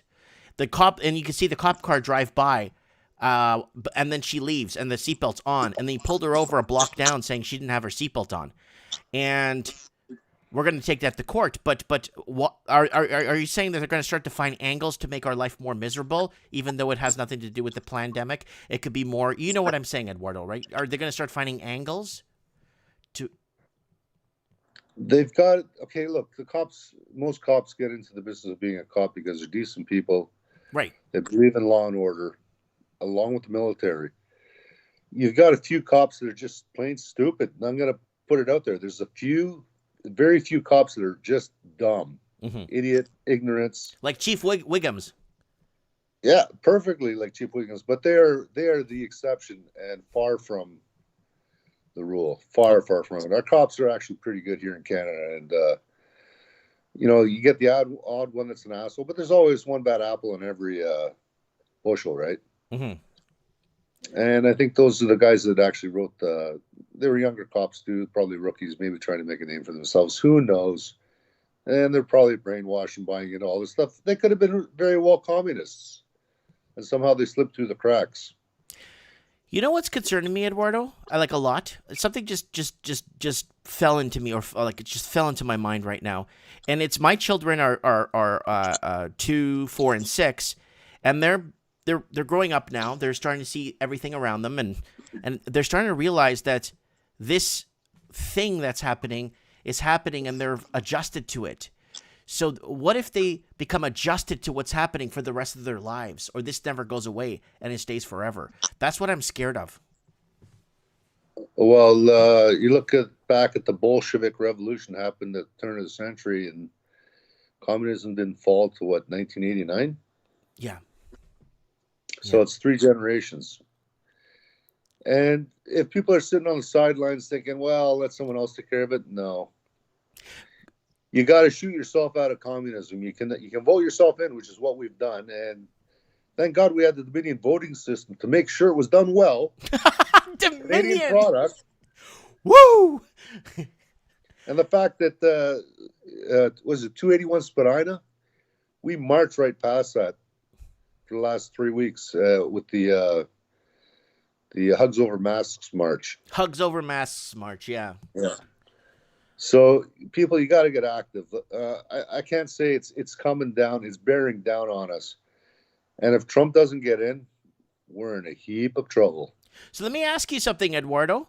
Do you think you're going to see Victoria / state of Victoria in Australia / Melbourne, Australia lockdown, where they locked everybody down literally, and there was drones flying everywhere and helicopters, and you had to put an app on your phone that if you're 5 kilometers away from your home, they could arrest you, and if you order Kentucky Fried Chicken for more than 5 people, they'll come and investigate you? Why wouldn't they? That's the way totalitarianism works. It's been done before in history. Well, they did it in Victoria, Australia. They're finally easing up on the lockdowns. I'm afraid that they're going to do a Victoria-style Australia lockdown here in Canada, and that's what I'm afraid of. Well, it's coming. Don't be afraid of it. Get ready for it. Prepare. Buy food. If you're sitting on the sidelines, get your own Hugs Over Masks rallies happening. Mm-hmm. What they're afraid of is us. They're afraid of us, Mike. Well, yeah. Who was it? Was it Andrew Jackson that said the governments should fear their people, not people fear. People should not fear their governments. The governments should fear their people. Yep. Wise words from that man. Yeah. Well, that Andrew Jackson was the one who abolished the Federal Reserve. And somehow the bastards still got in. Yeah, they came in after World War I when they Woodrow Wilson signed in the Income Tax Act and what was that Income Tax Act and the other one, and they started slowly going off the gold system after World War I, and then in 1971, President Richard Milhouse Nixon took America fully off the gold system. But I believe that they went off the gold system, on my opinion. This is my opinion, okay, guys? I believe that they went off the gold system because it was too expensive to go to war in Vietnam and Korea and all those places on a gold-backed currency. It's just too expensive, Eduardo. You have to keep maintaining your gold reserves with the amount of money that's printing. And how are you going to pay for all the tanks, the helicopters, the men? It's too expensive with the gold-backed currency, so they had to go off the gold standard if America wanted to continue going into war. A lot of people forget that before 1971, you could buy Canada savings bonds. Mm-hmm. And you get like a 3 or 4% interest rate. I think common interest rates for housing and mortgages were 5-6%, I believe. Mm-hmm. So 4 or 5% from a Canada savings bond wasn't bad. Oh, that's great. You put $1 million, that's $70,000 a year. Well, inflation was also 3 or 4%, so you didn't do that much better. Maybe you're gaining a point with inflation. But the big kicker was money came into existence in Canada. The government would print money to pay for roads, bridges, hospitals. They would lend money to municipalities to build infrastructure. And this is how money came into existence. So although it was not 100% gold backed, you had the infrastructure of the country being built on the currency. Mm-hmm. So you actually had something. There was something tangible that was being backed by. Sure, it was backed by the economy, and we had large gold reserves. But inflation and debt and public debt was barely increasing. I think it was in 1971. I don't know if someone can look this up. I think our debt here in Canada in 1971 was something like $10 or $12 billion federally. Yes, we actually discussed that, the debt levels, and we were looking at the assets. Canada, the Canadian government owned very little to almost no assets at the time, because it was more of a free market and people could go out and buy more, and it was more public as opposed to private. It was more private, than publicly owned, right? So it sounds like it's backwards the way I'm saying it, but you think of the private and public sector, right? But I don't know what's going to happen. I don't know what's going to happen. I don't know what the next step is. We're talking about it. We're getting feedback from your part of the country. We got feedback from the Russian border there. Did you see that crazy Russian guy? No, I didn't realize you were on early, Mike, or I would have tuned in much earlier. Sorry. Oh, okay. So we had the crazy Russian guy earlier. He's along the Russian border there, filming for us, and then we're just keeping track on the channel here. We're keeping track of military movements along the Russian-European border, and that's one thing we're doing. We've been working on lately. So just keeping a look at that area there. Then we got people sending us stuff from Hong Kong. We get messages from people sending articles from Taiwan. I had somebody say that they mentioned me or discussing one of my videos on the Taiwanese news, discussing how I'm stating that Taiwan, how they state that Taiwan is part of China, but I say that Taiwan is an independent country, and I've been there several times. They actually put a clip, and someone told me that they were talking about like mainstream media. There's people that understand, and then there's people that just are not in the know when it comes to understanding different diplomacy issues between these countries and this geopolitical landscape we're on right now. And I don't know what to say, Eduardo. I'm talking too much. Okay, Mike, so you asked me what's going to happen. Okay, what's coming in now is called technocracy. The technocrats are big business, pushes the government around. They set the policies. It's the big money players. They're going to be the ones that are going to try to control everything. That's what this is all about. And if we got to live under a system of hard socialism called communism, hey, so be it. They don't give a shit. The ones that got so much money, they don't know what to do with it. They're going to play in that little circle, in that arena, and they're going to rape us for our money, for our wealth, for our labor. Mm-hmm. That's what's coming. And you've got kids, so yeah, you should stand up and try to do something about it. And you are. You've got this great show going. God bless. Until they take us down. Hey, Eduardo, I don't want my channel to grow. I actually want it to stick around like where it's at right now. This way, it's like I got a little Cessna plane flying into some stupid airfield in some secluded part of Florida where no one even cares about, and radar doesn't even give a crap, and they just leave us alone. You know what I'm saying? Actually, radar going from Canada to the U.S. is pretty sad. If there's people in Southern Ontario, I was up 9,500 feet crossing from Goderich, Ontario, going across to Bay City, Michigan. They couldn't even see me on radar. I was doing circles. I kid you not. I was doing circles for 20 minutes because they got to see you and you got to be talking to U.S. radio before you clear over the border. Whenever you take another flight, why don't you do a video for us? Well, I'm busy kind of flying. It's kind of boring because it's just blue sky. Yeah. Clouds. I could, I guess. Just show us like Mike in the night. We're flying into some covert area. We're checking things out on the ground here. No, man, I just do it for fun. I was actually going to Oshkosh, Wisconsin for the world's biggest air show. Really? Yeah, it happens every year. Except this year, they actually canceled it. I can't believe it. Why? Because of a little... why? I know why. I know why. Because of the flu? Yeah. Seriously, because of the flu. Yeah. But communist mainstream media, it's pushing this all over the place, right?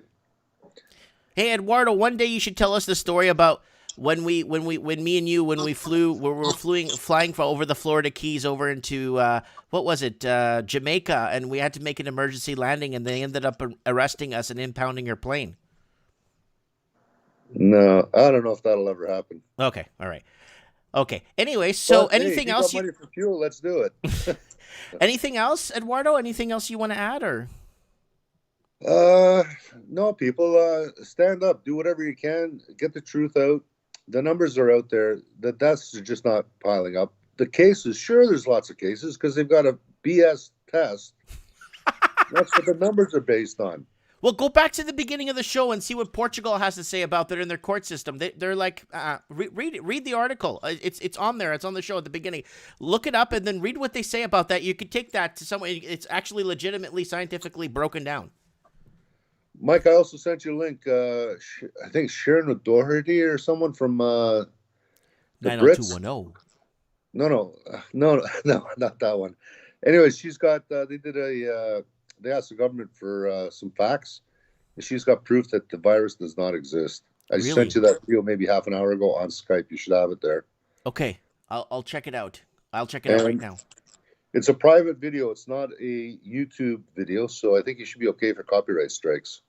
Okay, I'll take a look at it. We have to be careful how we word it, though, because David Icke, a lot of big channels were taken down because of this, so I don't want to lose that, because... We had David Icke with Rocco Galati and a few others about a month ago on the Mythos Canada. Good. I emailed David Icke. He said he'll come on Mike in the Night. He has to arrange the hours because the time zone difference for him is like 4:30 at 3 in the morning there. So yeah, it's 5 hours from Toronto, so add another 3, so that's 8 hours difference. Yeah, so it's really early in the morning there. So I have been in touch with David Icke, so I'll get him on Mike in the Night. It should be good. Right on. Thanks for having me on, Mike. No, Eduardo, thanks for coming on and giving us an update. And we'll talk soon. We'll have you on again. Anytime you want to add something, just come on the show, okay? Sure, thanks. All right, God bless you. Bye. Bye. All right, guys, that is Eduardo from Toronto giving us an update on what's happening. Yes, he is a pilot. And he understands what the heck is going on when it comes to the Mythos Canada. Damn. Let's see if he... Leave me a link, Eduardo, right now. Mythos Canada link to the channel. I got so many channels here I'm subscribed to. Let's see what this article says. I don't want to get in trouble. Important actual proof that this does not exist. So there it is there. I'm going to leave you guys the link to look at this. Because I don't want it, because anytime anyone actually says this, anyone that actually says something like that in no specific word, I think the algorithm picks it up and shuts people down. Eduardo, send me link, link. Myth is Canada. So I could plug that too. Oh no, we got Supreme Canon on. He's coming on now. Who else we got? All right, okay, let's go through this let's go through the they are not dying in great numbers in Africa, are they? Nope, they're not. Amy Burr in the house, Supreme Canon, so nice to see him. Ben North, I live in Australia, and if they try to stick me with their max, I'm not going to say that word, I will stick it back. Okay, well, all right, no problem. Great as usual, Eduardo. That's from Mitch Madden. Oh, well, Mitch is doing okay there in Oregon. You know what I'm saying? That's what the isolation camps are for. Aha! We're gonna start put 2 and 3 together now. We're not putting 2 and 2 together anymore. We're putting 2 and 3 together. That's how big we are here on Mike in the Night. Let's go over tonight's articles real quick. Our articles we've been discussing here on the channel. Portuguese court rules PCR tests unreliable and quarantines are unlawful. Important legal decision faces total media blackout by the Western world. Tribunal de Relação de Lisboa. Hey, you guys didn't know I spoke Portuguese, eh? That's my first language. And there it is here. There is the breakdown of what happened in the courts in Portugal. And they basically said An appeals court in Portugal has ruled that the PCR process is not reliable for the SARS-CoV-2, and therefore any enforced quarantine based on those test results is unlawful. Further, the ruling suggested that any forced quarantine applied to healthy people could be a violation of their fundamental right to liberty. And that's what the Portuguese are saying. The same guys that legalized drugs, decriminalized drugs, and made drugs a sickness, not a crime. And Portugal's drug rate went from way sky high to almost zero. Like 1 overdose, 2 overdoses a year. Why? Because no one wants to be sick. And the dissuasion centers they set up with the money they made or the money they've earned, they've created dissuasion centers. The same Portugal that went 4 years off-grid with 4 days off grid with water and ocean and sea. And the same Portugal that's done a lot. Historically, they don't even exist in history, but I stand up for the Portuguese. I am a Portuguese. I am a hero of the ocean, young, noble, youthful, and violent, immortal. And that's our national anthem, the beginning of our national anthem. All right, so what's going on? Oh, let's continue here. Do not trust governments with the control of money. I mean, you just figure that out. Manhattan underway after 69 flee in mass Lebanese prison break. Oh, manhunt underway. I thought it was Manhattan. Oh my God, I can't even read. California reports record jump. I don't care. Biden's deep state. After 3 years of screaming about Russian collusion, it appears the empire is about to regain its lost ground. Championing new wars is more interventionism, expansionism. Double speak is here. Delusional MSM praises GOP lawmaker defunding the California Governor Newman's idiotic edicts. Why is challenging suspicious election results a threat to our democracy? Yeah. If somebody wants to challenge something, right? I mean, there shouldn't be people shouldn't be on,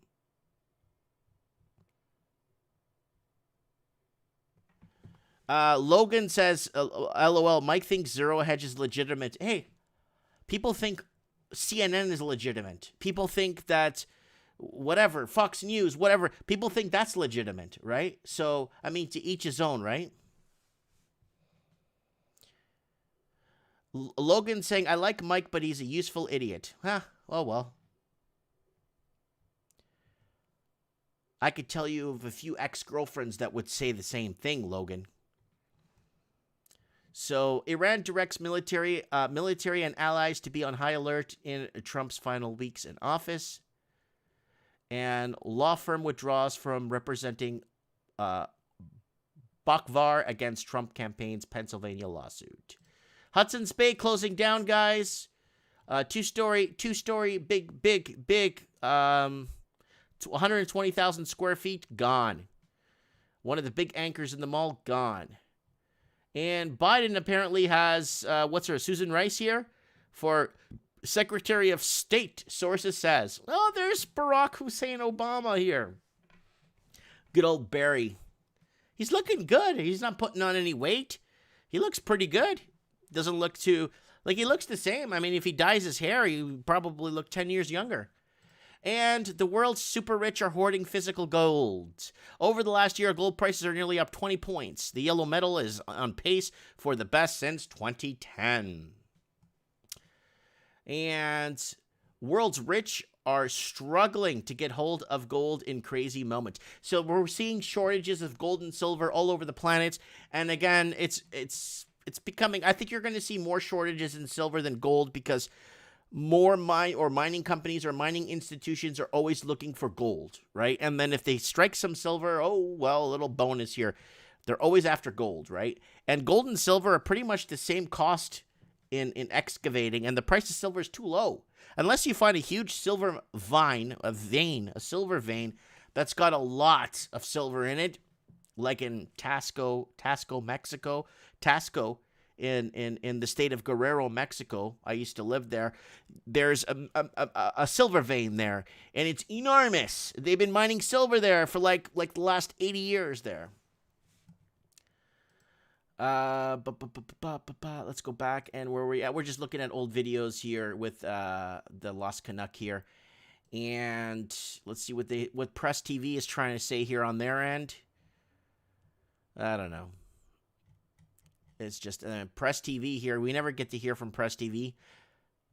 Here we go. U.S. force bombers deployed to Middle East. Iran condemns Pompeo's visit to occupied lands. So there's lots happening here. Middle East has always been a mess since biblical times. We know this, guys. This is no secret. And again, tonight, it is all about the Great Reset. So let's see what our great leader has to say here. Here's our great leader. Building back better means getting support to the most vulnerable while maintaining our momentum on reaching the 2030 Agenda for Sustainable Development and the SDGs. Canada is here to listen and to help. This pandemic has provided an opportunity. For a reset. This is our chance to accelerate our pre-pandemic efforts to reimagine economic systems that actually address global challenges like extreme poverty, inequality, and climate change. Well, we wouldn't be in extreme poverty if we didn't sell all our housing, affordable housing that's affordable for Canadians with average wage, not minimum, average wage earners from 65 to 90,000 to get in and afford a home. But unfortunately, they can't get in now with COVID. So all this other stuff happening. This is Big Dealio here tonight, guys. Big Dealio here on Mike in the Night. Okay, so we got a Facebook group here sending us a link. Let's go over there and grab the Mythos Canada. Here is the link to the Mythos Canada Facebook group. I'm going to give it to you guys here. Here it is. Kapow.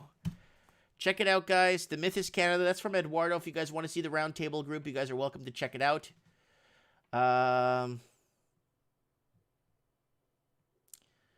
Okay, who else? Airlines flying again.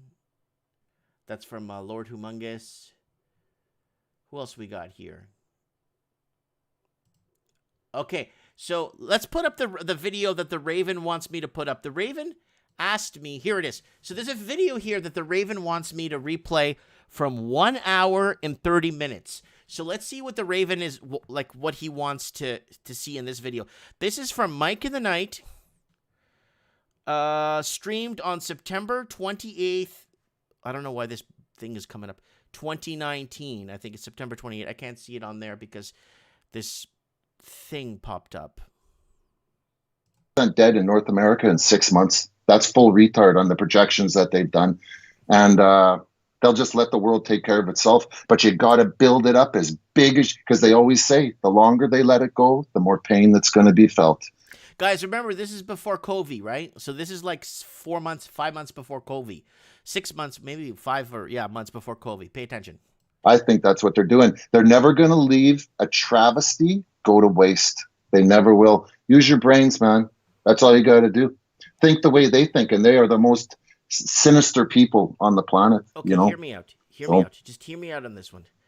Sure. You got this climate change that's full stop. I'm talking it's everywhere. It's on front pages. It's what they're feeding us. And the funny part of this one is that a lot of people are actually buying this hook, line, and sinker. But what is the real thing? Like, there's something so big in the works. Either it's a real big hot war that's going to wipe out a percentage of us. Either they're going to pull the trigger on a mass pandemic. Oh, my God. I said it. They're going to pull the trigger on a mass pandemic in, I think, September of 2019. Let's hear that again. Hold on. So, guys, this is a replay. People are asking if the Raven... This is a replay from the Raven, me and the Raven, on Mike in the Night on September 2019. Sorry, September. Let me see if I could get this right here. Hold on. Let me minimize this. This is September, Mike in the Night. It's in your head, zombie. September 28th, 2019. So let's hear it again. Psychopaths. We've seen what they've done in the past, not mentioning any dates because you'll get flagged. We've seen what they've done in the past. Now look at the greater good of the country. Now they're going to think of it as the greater good of humanity. We have to do this. Yes. There's too much people. And you know what? If I've seen some projections. If we go full retard, 85% dead in North America in 6 months. That's full retard on the projections that they've done. And They'll just let the world take care of itself. But you got to build it up as big as, because they always say the longer they let it go, the more pain that's going to be felt. I think that's what they're doing. They're never going to leave a travesty go to waste. They never will. Use your brains, man. That's all you got to do. Think the way they think, and they are the most sinister people on the planet. You know? Hear me out. Hear me out. Just hear me out on this one. Sure. You got this climate change that's full stop.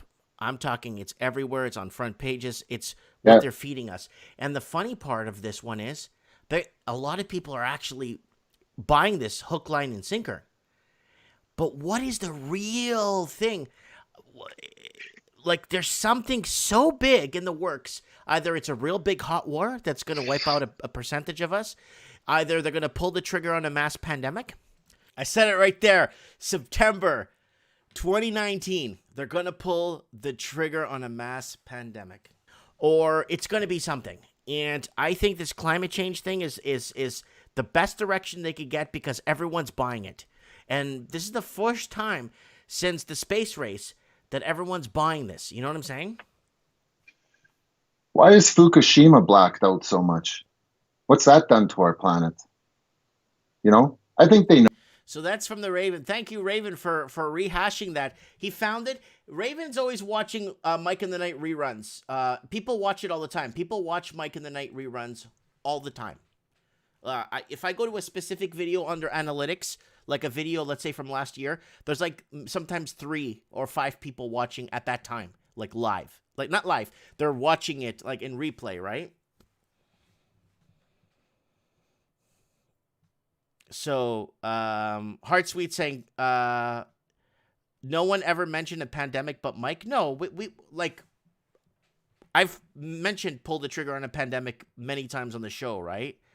But I didn't think they were going to do it now. I thought if they were going to do something like this, it would have been more where the population of the world would have been a lot more or something. But I knew they were eventually going to do something like this to put us in. But I didn't think it was going to be like now. I think it would have been something more when we're so out of reach with, yeah.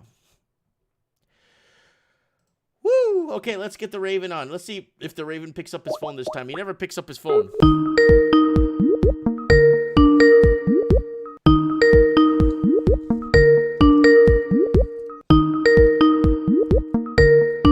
Come on, pick up.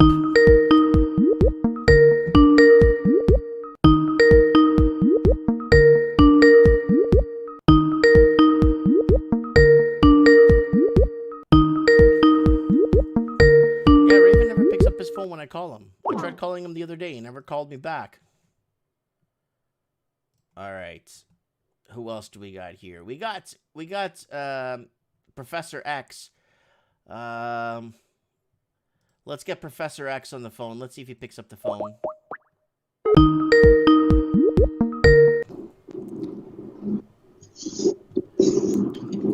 Hello? Hey, Mike? Yes, how are you? It's Dr. Mysterioso. Yes, Mr. Mysterio. How are you, my friend? I am very well, thank you. Well, it's good to speak. Are you live? Yeah, I'm live. You are live. People are listening to you. And are you in Massachusetts still? No, I'm somewhat north of there right now. Anyways, okay. Things aren't great, but they're managing. All right. So, what is going on in your neck of the woods? Are you? What's going on? What can you add to us? We're talking about the Great Reset, and our great leader just let the cat out of the bag and said that this pandemic is a great opportunity. What's going on? Well, I have some information which does not forebode well either. Okay. Lay it out. Unpack it. Or your country, or because it has been announced that the United States purchased 30,000 guillotines. Why? Whoa. Camps? Whoa. You're going to have to re-say that one more time. What bought 3,000 guillotines? The United States military procured 30,000 guillotines. during the past period of time. For what? And we don't know. This is just something that ran across my desk when I was busy doing some research the other day. And actually, Your Fair Country Procurement Canada announced a solicitation for bids as well. Word has it from research and investigation that these are supposed to be paper cutters, but I cannot imagine an incorrect use of the word to be used under such circumstances myself. It stretches the credibility of the imagination to say the use of the word guillotines amongst would-be paper cutters amongst government procurement. I don't believe it for a minute. Okay, I know you have a lot of I know you're extremely heavily connected, and you cannot conceal your identity, and I respect that, and I'm not gonna let I totally understand, especially with the, I guess, fancy dinners you've been to, and all the places you've rubbed shoulders against, and the people that you know. What do you see happening now? Like, do you see Canada? I know you're not in Canada, but do you see Canada going into a Sydney/Victoria, Melbourne style lockdown? A Melbourne, Victoria style lockdown? Yes, you probably have about 2 weeks to prepare.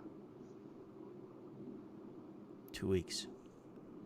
Yeah, because they've been mentioning December 2nd. December 2nd. And then there are rumors going around that it'll be a 6-month lockdown until June 21st. Won't be able to leave your house. Whoa. January, February, March. What? June, March, April, May. That's like it's 6 months.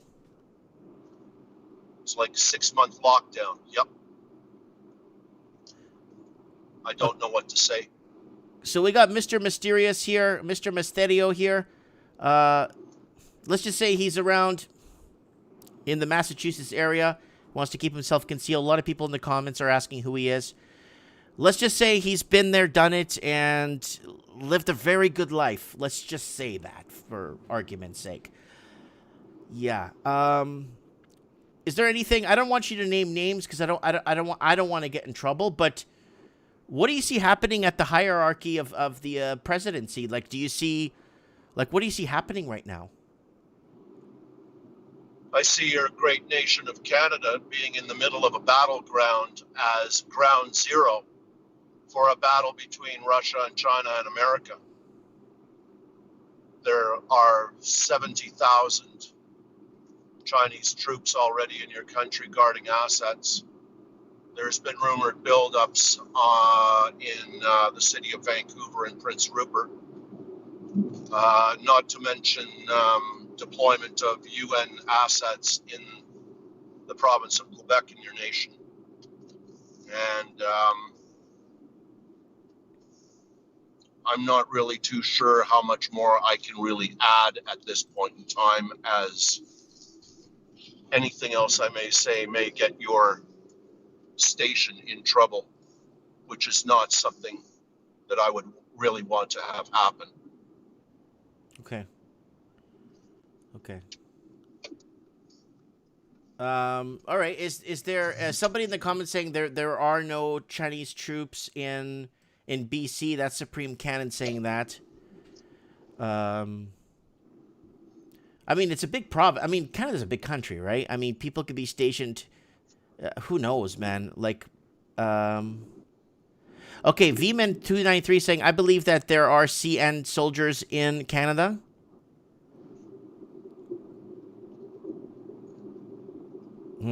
Interesting. I'm just following the comments here live. Okay, is there anything else you want to add? There is much more information that I could add, okay, concerning your prime minister, but such information may create legal issues for you. Right. But all I can say is I can point you towards the Buffalo Chronicle newspaper, which contains a variety of articles about your prime minister. Buffalo Chronicle. That are not very flattering. And certainly down here in the United States, the Buffalo Chronicle is not subject to Canadian laws regarding non-disclosure agreements when $2.3 million were paid to hush-hush a certain situation prior to one of your previous elections between an accuser and your prime minister. But as the article in the Buffalo Chronicle says, it implies that the accuser was 14. And if I'm not mistaken, according to your Canadian law, a non-disclosure agreement cannot be used to cover up a crime, especially when both people were parties to a crime. So, okay, the White House down here gave the Chronicle full press credentials a few months back. So I'm going to take that as an indication of their credibility. And I'll just leave it at that for now. Okay. It sounds like you're on a plane. Are you flying right? I know last time I spoke to you, you were on a plane. Are you flying right now? Yes, I'm in a private aircraft right now. Okay, because I could hear you like you're on. I know you're on. I could tell you're on a plane, but because last time. Okay. All right. I'm gonna let you go. That's been quite a bit of information here. I'll see if I could get. I don't know how long you've been watching the channel, but I'm gonna see if I can get the Raven. I don't know how long you've been watching Mike in the Night, and I appreciate you for tuning in, and I am extremely honored that you've come on and talked to us, and it means a lot to me. And we'll talk soon if we'll talk another time if that's okay, or. Absolutely, I would love to come back on your show. Okay. It's absolutely excellent to talk to you, Mr. Martins. So you take care, and I hope that your store is able to survive the storm of what's coming. And that's all I've got, because it doesn't appear that anything can stop the storm that is coming. Well, I appreciate your input. Bye. God bless you. God bless you too, sir. Bye. Well, that was an intense call, guys. Very intense call. So this is a very high-ranking person. Let's just say, just in the Massachusetts. Well, I don't know. I don't know where he's on a plane, so I don't even know where he's going. But let's say in the Massachusetts area, New England area, and we call him Mr. Mysterio, Mr. Mysterio, and.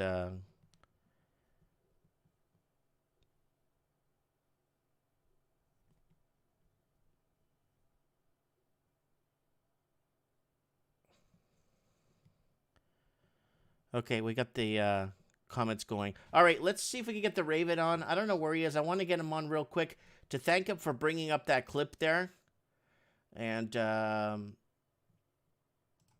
let's see if he picks up the phone. I'm not sure. Well, he didn't see my last message, so he's not on Skype right now, because he would have saw my last message because I typed it in. He would have saw that, so he's not on Skype.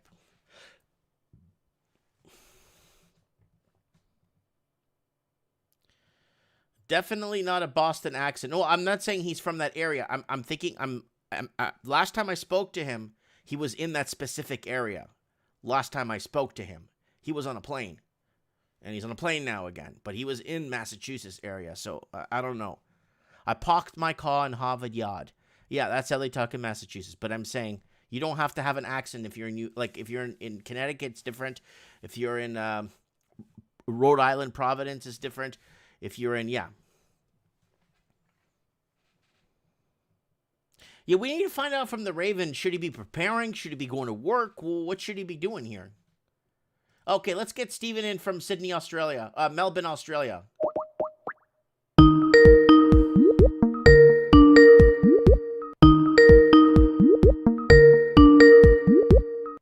Hello? Yo, Stephen, are you okay, buddy? Yes, I am. I was driving home from a place in Gippsland called Trafalgar. Oh, okay. How is everything there in Victoria? Are they like easing up now in Melbourne? Yes, that's right. We are on second week of freedom. Second week of freedom. Wow. Yes. So are they tracking you still? Are the drones still flying around, or is it big surveillance? Absolutely, yes. So they're still kind of watching, keeping an eye on people. Yes, they're sitting in the background having a good look. Have you seen more infrastructure of cameras being put up? Not cameras, but more drones, police helicopters, and planes flying overhead. Interesting. So there's more aviation traffic than normal, basically. Yes, and there's no flights open. Correct. No international and hardly any domestic flights. Interesting. And can you get on a plane and visit somebody if you want? Can you leave the country? You can go to New Zealand and Singapore, but that's all. Okay. So they're starting to, okay, because I kind of want to forecast what's happening in Australia, because I'm afraid, I don't know if the people in power are afraid of what could happen or something. So they're kind of going to follow the motions of Australia, because we're going into our flu season / winter here in Canada. So I think they're going to follow that motion. And if they start unlocking things and opening, there is a light at the end of the tunnel. But I think the people like above are paranoid right now, or they're scared. Yes, because they don't realise that this has been done previously many, many years ago, and what happened was a disaster. You got World War II. But you don't see Australia breaking up, do you? No. Okay. You don't see like, okay. I think there's a big opportunity here for, I won't use the word exploration, but settlement of the inlands and other areas other than Melbourne and Sydney. Okay, so you like expansion as in more cities or more mines? No, expansion is in more regional towns. Okay. You get the population up. So are they, is there still a mass exodus in the state of Victoria? Absolutely. The latest figures from real estate .com.au and domain.com.au show roughly 1 million inquiries to move away from Melbourne. 1 million inquiries to leave, and there's 1 million. 4 million in the state? No, there's 6.5 million statewide, 5.5 in Melbourne alone. Okay, so 1 million want to leave Melbourne. Yes. At an absolute minimum. There's probably other people thinking about it who haven't actually done anything about it yet. Wow. But I guess they're going into Middle Australia or Western Australia? Queensland, country New South Wales, country Victoria, and country South Australia. Hobart. Yes. Interesting. Very, very interesting. Because this mass exodus, so you said to us last time when we spoke that it's going to take a long time to replace the population that's leaving. And the Australian proper can't afford to have kids. Everybody is house broke because they've spent more. And people are getting vouchers from their banks to buy food because they can't afford to pay their mortgage if they have to buy food. So who's coming in to replace these people in these very overpriced properties? At the moment, no one, because they're not letting the international migrants in. Okay. Interesting. That's going to be a... So there's going to come a point in time where the pain is so great, they're going to have to let more migrants in because there's going to be no one left. That's Australia is in a big zone of is a zone of pain right now, and yes. And I'm wow. So it's kind of funny how, Stephen, we've been talking for years together. You've been on the show many times. We've been talking about housing affordability, people not running cash flow, are checking their total debt service ratios, affordability levels out of control, people now mass exiting, now all this and all this. It's a point of it's disastrous. If you look at the first conversation we had together to where we are today, it's been like a horror movie. Yes, it is, but it's also a good opportunity. I'll tell you why. Because the development of areas of Australia that would otherwise never be thought of to be developed are ready to go. That's good. So you could go 2-3 hours out of one of the major cities. You'll instead of driving a million years to get to the next city, you're going to have more in-betweeners, right? Well, I'll give you a basic example. Stawell in north and central Victoria is about half an hour northwest of Ballarat. Mm-hmm. That city is 2 hours northwest of Melbourne. It's got internet access out there as well, so you can work from home and you don't need to be in Melbourne. That's correct. Yeah. So let me kind of throw something in there. The Canadian government is trying to pass a law now. It's in Parliament, and I don't think it's going to go through, but they're trying to pass a law that if you work remotely and you don't travel to work or you don't go to work physically, they're going to tax you more on your wages. Do you think they will do that in Australia too? Saying, oh, you're not paying for car insurance as much, you're not traveling as much, you're not using gas, you're not paying, so we're going to have to tax you a bit more because you're at home. Well, the easiest way to do that, overcome that, is to simply don't be an employee, be a subcontractor. Subcontractor, yeah. Interesting. Yeah, so you're no longer an employee, so you don't get the benefits, but you get paid more up front. Interesting. Anything else? Anything you need to tell us? Well, I've pretty much said it all for today. Any bizarre military traffic going through the country? Any bizarre military traffic on trains or anything like weird out of the ordinary, like military-wise? Military-wise, no. Nothing? It's okay. Pretty quiet at the moment because it's all been taken down for the time being. But one thing I will say is in the state of South Australia, there was a lockdown just last week. Right. And that lockdown was found to be based on false information because the person who had caught the coronavirus allegedly had lied. Oh, why would you lie about that? That's like the stupidest thing to lie about. I don't know, but it doesn't make sense. So anyway, everyone panicked over there and closed the whole state down, and they didn't need to. So they go, oops, I didn't mean it, sorry. So they closed the whole state down? Yes, of South Australia, 1.7 million people stayed home for a week. For a week? Wow, imagine how many billions of dollars of lost revenue. And lost food. Wow. Yes. Okay, well, Stephen... So that's a weird one. Stephen, I appreciate your input, buddy. Thanks for coming on the show. Thank you. And we worries. will get you on soon again. God bless you. Thank you. Thank you. Thank you. Bye-bye. Bye. Bye. So that is Stephen Thomas in Melbourne, Australia, in the state of Victoria. We've been following him on the trend. On Mike in the Night, keeping tabs on him while he was in lockdown for like 5 months, and he couldn't leave his house. He was in this position where he's not sure what he's gonna do, and wow. Yeah, it was a pizza shop. They closed down Southern Australia. Yeah, from a pizza shop. Wow. So we got all kinds going on, guys. So we had a big lineup on the show tonight, man.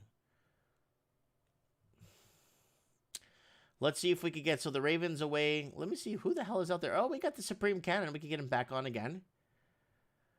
Who else we got? Who else?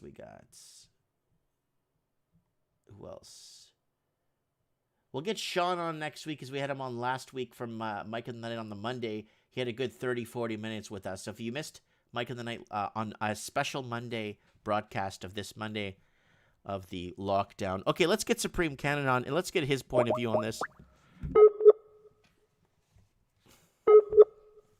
Looks like his Skype is off. Oh no, he's offline. Supreme Cannon is offline, my friends.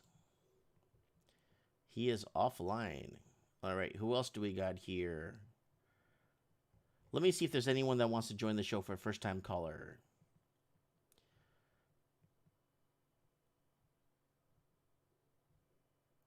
So we got somebody down along the, I think it's Belize and Mexican border, who's on the Belize side, updating us on what's going on that side of the world, on the south of us, way south of us.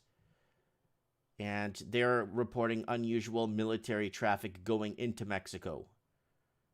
So that's what I'm hearing here.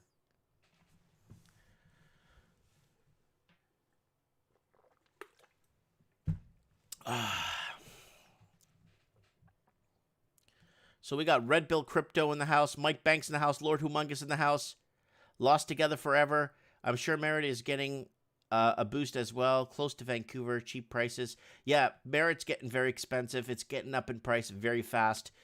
Mike Banks, again, Ben Savage, Anna Key in the house from Australia too. We got Supreme Cannon. Yo, Supremo Bimo, what do you say, buddy? Hello? Supreme? Oh, he's not. There's something wrong with his internet. I think his internet's having issues. Yeah, it says he's offline. So he'll try to call back in the next couple of minutes here, guys. Man, we had a packed house tonight. We had almost 280 people watching at one time. So it's really good. People are saying that this video is labeled under spirituality, like when people are there's new people coming on the channel, and I guess they're putting us under spirituality or something, because there's a couple of people talking about like spirituality in the comments, and they're looking for spiritual live streams or videos or stuff, and it's coming up.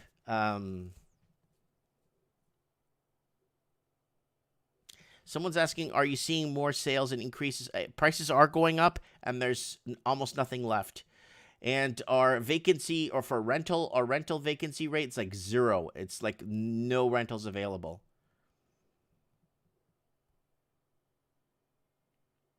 So Supreme Cannon said he's gonna reboot his computer. No problem. Oh, we got Fruity Loops in the comments. We got all kinds, man. We need to redefine what the real wealth in, and not let the so-called elites dictate us. For me, it's a peace of mind and joy. Okay, so we got, is that Layla? Yeah, Layla's a no-show tonight. She's probably busy, guys. Remember, she's in Syria, right? So they got a different time zone out there. So I'm saying this like, no, you know what I mean, guys. Time zone it's different. It's early in the morning there in Syria right now. So it's Mike in the Night, guys. So let's play this again. This is from Mike in the Night, September 28, 2019. Listen to this. Look at my fat bald head. A lot of people are actually buying this hook, line, and sinker. Listen. But what is the real thing? Like, there's something so big in the works. Either it's a real big hot war that's going to wipe out a percentage of us. Either they're going to pull the trigger on a mass pandemic. Right there, I said it. Mike in the Night, it's in your head, zombie, September 28th, 2019. And I appreciate the Raven bringing that up on the channel. So what do we got here? The great Canadian leader bringing up. It's a really good video. Building back better means getting support to the most vulnerable while maintaining our momentum on reaching the 2030 Agenda for Sustainable Development and the SDGs. Canada is here to listen and to help. This pandemic has provided an opportunity for a reset. This is our chance to accelerate our pre-pandemic efforts to reimagine economic systems that actually address global challenges like extreme poverty, inequality, and climate change. And climate change. They always have to mention that. They're like, ladies and gentlemen, welcome to the flight to New York. We'll be landing in New York in about an hour and a half. We'll be flying at 30,000 feet, and we'll be descending in about 30 minutes. Please don't forget to keep your seat at an upright position, and global warming or climate change. Have a good day. And that's like in every single, like, hi, welcome. Thank you for buying this large fries and hamburger. Climate change. Have a good day. It's like,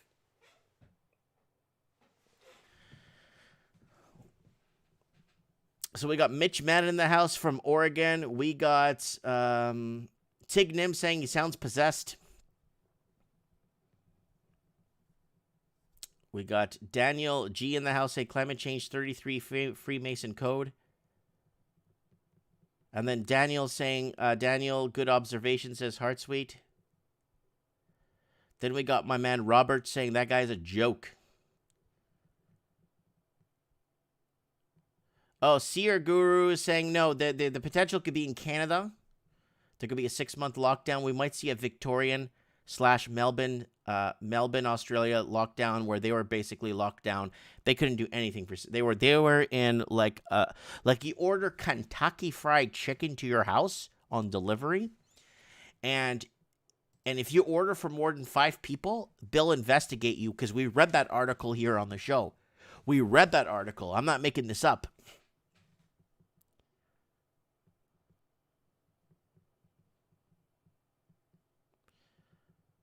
Oh, Lord Humongous sent me a video. Hold on.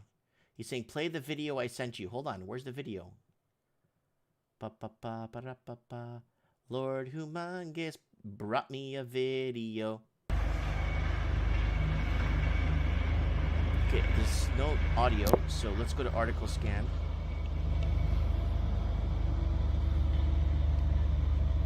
Oh, yeah. Those chemtrails in the sky.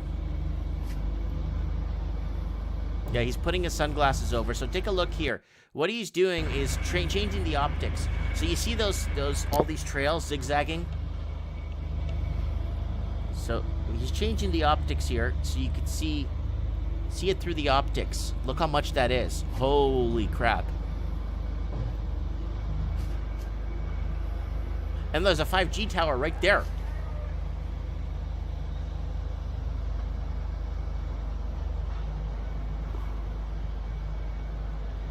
So when you see it through the optics, you see a lot more of it.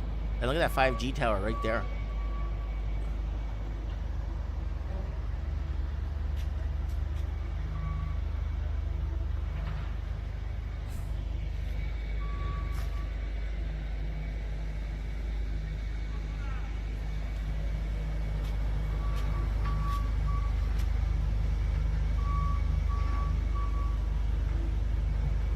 That's interesting. Yeah, guys, send me videos on Skype. That's fine. We'll play them here. Yeah, you see it falling to Earth. You see that falling to Earth, and chemtrails don't dissipate like this. This is different. Chemtrails don't leave. I mean, sorry, chemicals dissipate like this. Jet streamline from a jet, you don't get that stuff like that. That disappears within seconds. Yeah, that's either they're using some weird fuel, which I highly doubt. So we got Lord Humongous on the ground there in Southern California reporting here for the channel. Thank you so much, Lord Humongous, for sending us that video. That's clear as day showing us what is happening. Thanks for the heads up. I didn't know you sent me that video. I did not know. I didn't get the notification that you sent me that video. All right, let's see if we could get Supremo to weigh in on this. It's ringing. I've been trying to reach you. You're a lot tougher to get than the president.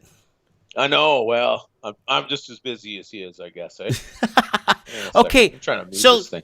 let's unpack this. We got a few. How much time we got left here? We got about 17. I'm going to I want to just kind of finish on my third hour because I'm really tired.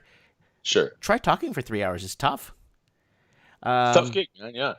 Let's unpack this video really quick here. Ground news we got here. This was sent out, and now it's getting harder and harder to find. Let's unpack this. COVID has been a great opportunity. What does he mean? Oh, no, we lost Supreme again.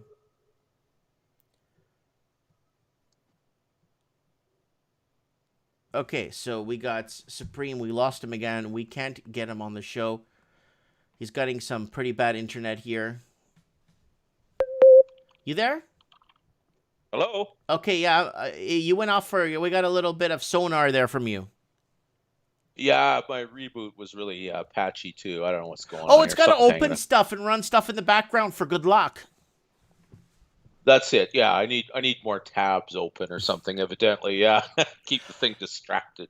Okay, let's unpack this. COVID. So this is our great leader. So this has been said by his words to our ears. So we're not making this up. Yeah. It says no. This pandemic has provided an opportunity. Can you kind of unpack that and what he's trying to say about that? Well, he's been talking pretty openly about his intention to completely remodel the country since he ran for election the first time. It's kind of like Obama and his fundamental transformation shtick, right? Mm-hmm. It's just, we're going to completely redesign the country, and we're not going to ask you. We're just going to do it.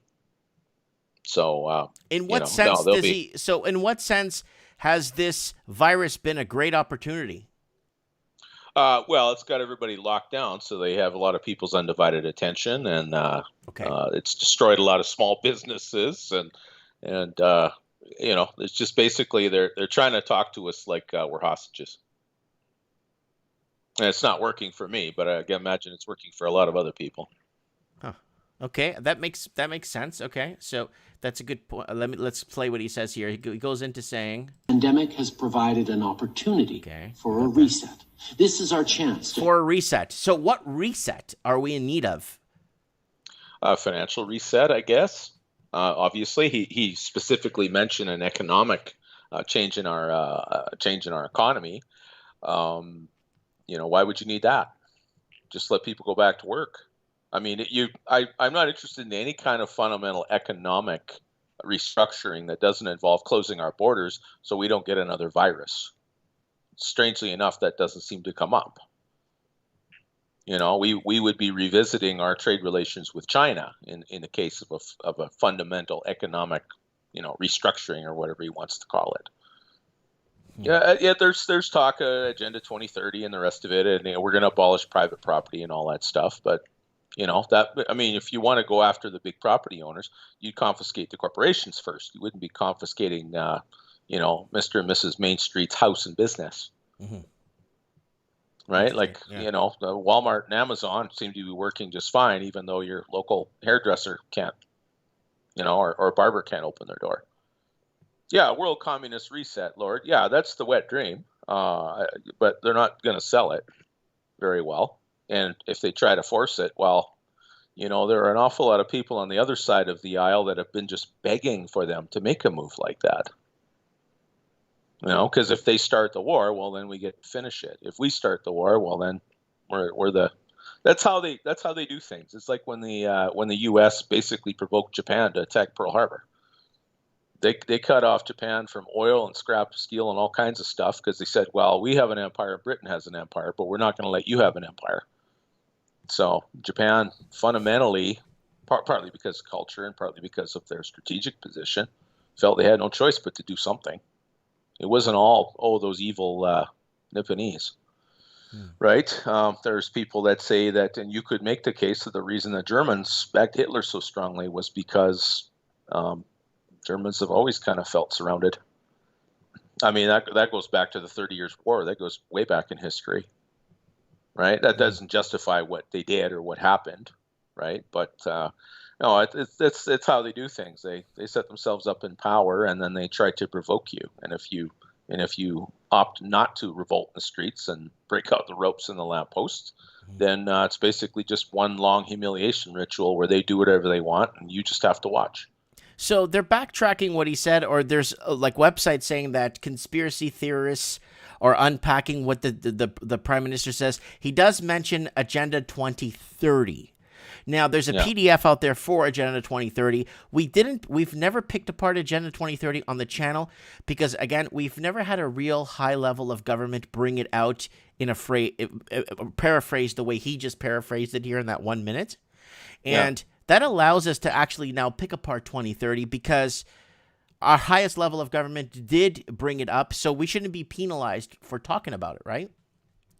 I wouldn't think so. No, they're talking about it rather openly now. They may not specifically be calling it Agenda 2030, but it's the same kind of talk: economic restructuring and fight against poverty, all that stuff. And it's always got something to do with climate change, because that's the world emergency that they're trying to use as justification for controlling more of the economy. Basically, since Iron Mountain in 1962, it's been one way or another trying to get people to maintain a continuous state of crisis so that people will cooperate the way they do when you're at war. So you can reorganize the economy and you can assume bureaucratic oversight of just about everybody's daily life, and people will cooperate. But the problem with the global warming and that kind of thing is they're not doing a very good job selling it outside of. Well, they had to change it from global suspects. Warming to climate change, because global warming was getting colder. Well, yeah, it's global warming, and 40 years ago it was global cooling. It was going to be a new ice age, right? Like I remember that polar actually. Ice, yeah, the polar ice caps disappeared in 2013. Everybody knows that because Al Gore said so in about the year 2000. And technically, not on our world, but on a different what do you call it? When there's a dimension, Florida is underwater. That's right. Florida's underwater. We're going to miss Florida. Yeah. What did he say? By 2006 or 2007, Florida would be underwater? Yeah, something like that. 2006 and 7, and he owns an oceanfront mansion somewhere on the East Coast, right? I mean, they just look you in the eye and lie, and then they laugh because of the number of people that believe this shtick. And the rest of us are standing there agape, wondering who we distrust more, them or the people that continue to insist on believing them. It's not good. But they can't. I don't think that they. It's a matter of saying, well, they're going to starve us out, so there's they're going to kill off a couple billion of us. Well, hungry people aren't very obedient. In fact, they're rather violent after a while. And there are lots of farms around. Even if they're owned by large corporations, there's usually only a wire, chicken wire gate leading to them. If they shut down the meat packing plants and they shut down the food processing plants, a few guys with rifles can make them work again. It's not an issue. I have a feeling they've thought about these things, but they still have to assume that there's a certain number of people that are just going to go along with whatever they say. Well, I think most of those people are in the urban areas. Out in the countryside where the food and the petrol and the coal and the hydroelectric power and everything is actually produced. I don't think they're not selling it very well at all. Obviously, the Trump thing and where most of the votes for Brexit came from in England shows that there's a very large demographic of people that are really already extremely unhappy with the way things are and are not open to the idea of going any further in this direction. So, and when the usual media are there trying to browbeat you and talk to you like you're buffoons, it's just water off a duck's back after a while. It's like, you're clowns, you're liars, we hate. Hello? Supreme? Hold on, we lost Supreme there for a second. He's probably on Barbara Streisand's airplane. Doesn't get good connection.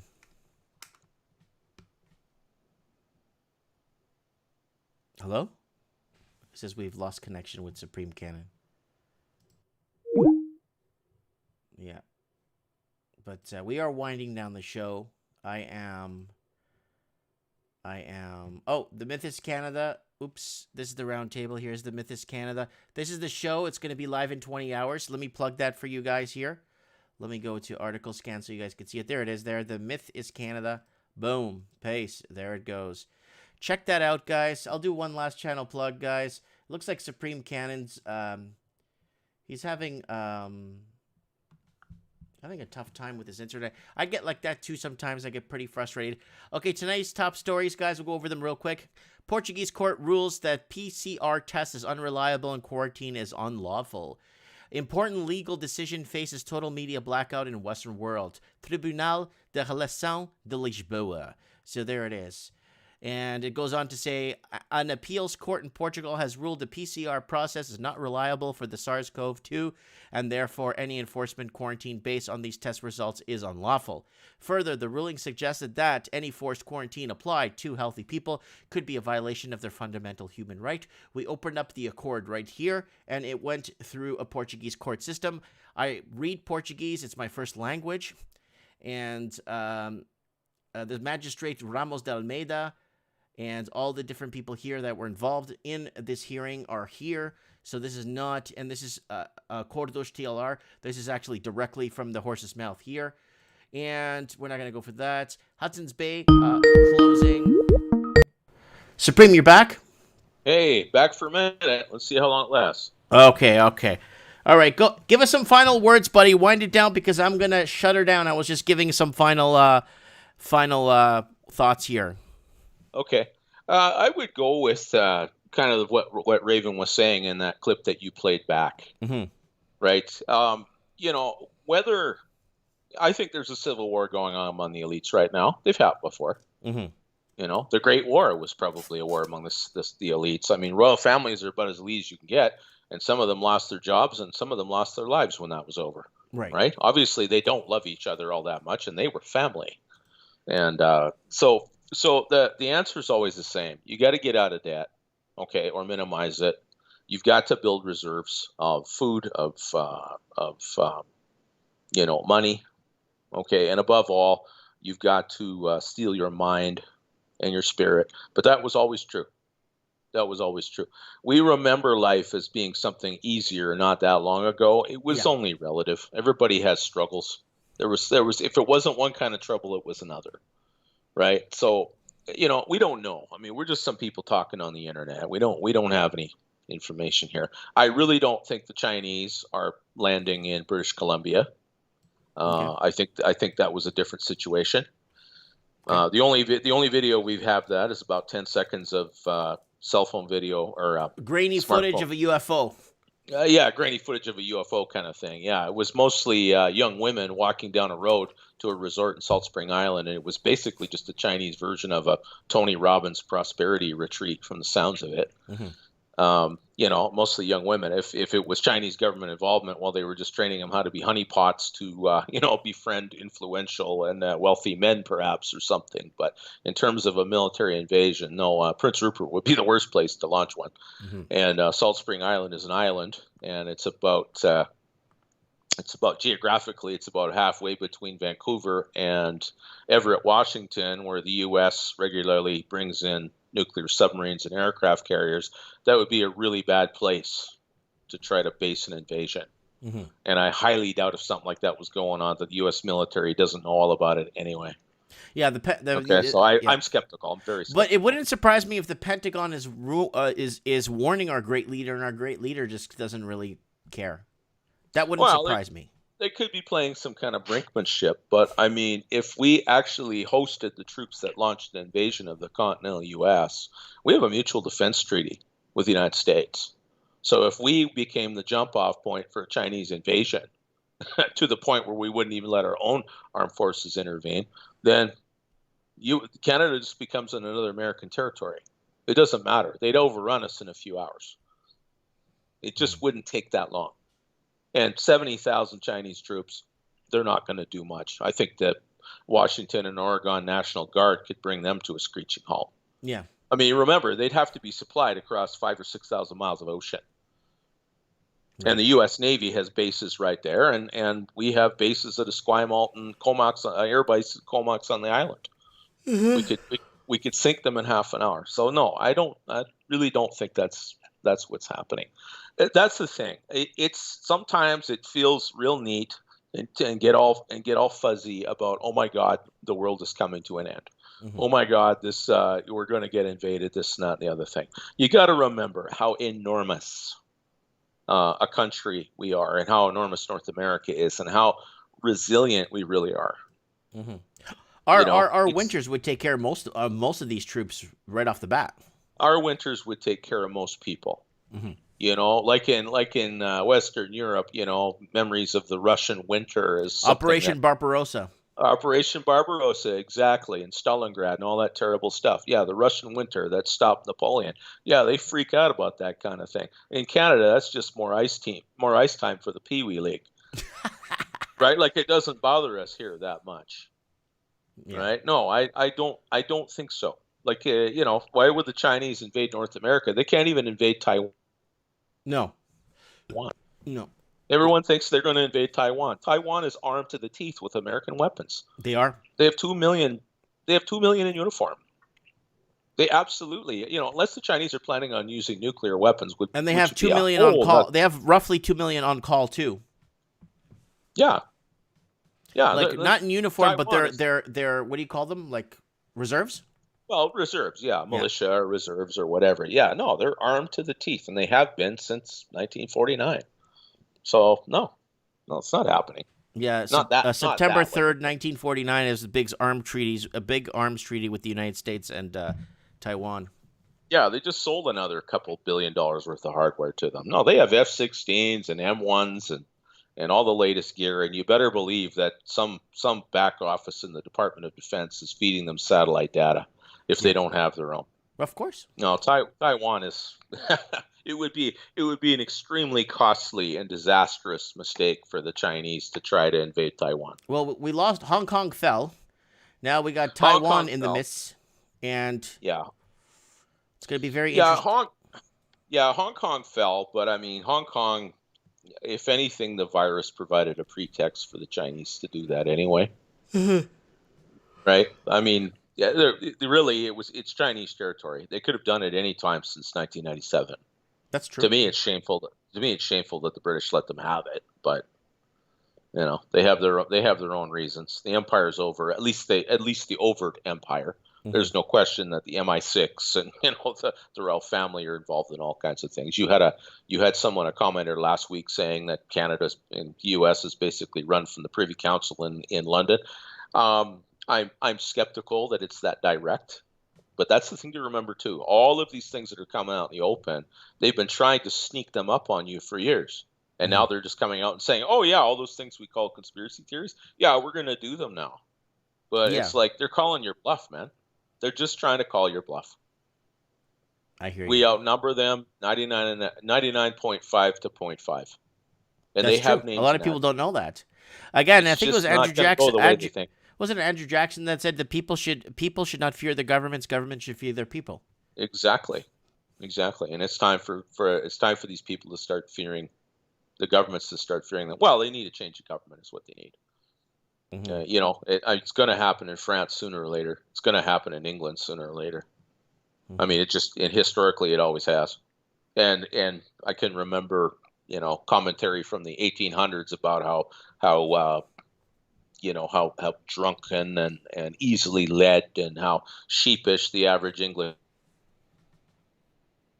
Hello? Supreme? Oh no, we lost him. Well, we'll get him on next week on a proper show. We'll have he wasn't slotted to come on because he came on last time. He wasn't slotted to come on this week because we had him on last time.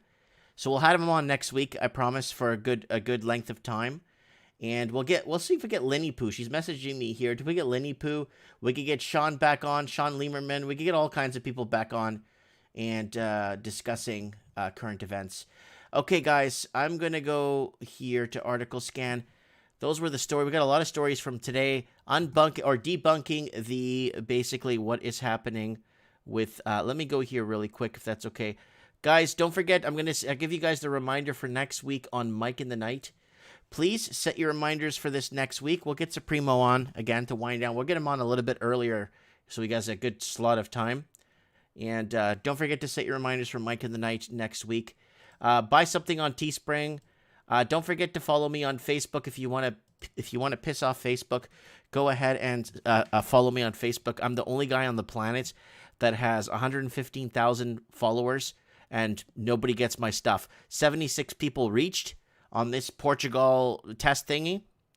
And then if you go on Parler, 50 people reached with no followers. Something's wrong. So I'm going to give you the link to my Parler account if you guys want to follow me on Parler. And what else? Instagram, message me on Instagram, any show tips, guys. Any show tips you may have, send me or talk to me on Instagram. I'm here for you guys. And art by Dano. Don't forget to check out Dano. Our man, he's got a lot of cool stuff. Very inexpensive. Lord Humongous is going to meet up with him. And yeah, Supreme Can, not our night, I guess. Don't worry, we'll have you on next week. We'll actually slot you next week, so give you a proper time. Because the Raven never came on, and I wanted to talk to him. So there's Mike in the Night again, guys. Tune in next week to Mike in the Night. Hitting Stacks, yes, you could come on next time, no problem. And yeah, I appreciate everybody. Anthony Ruvalakaba,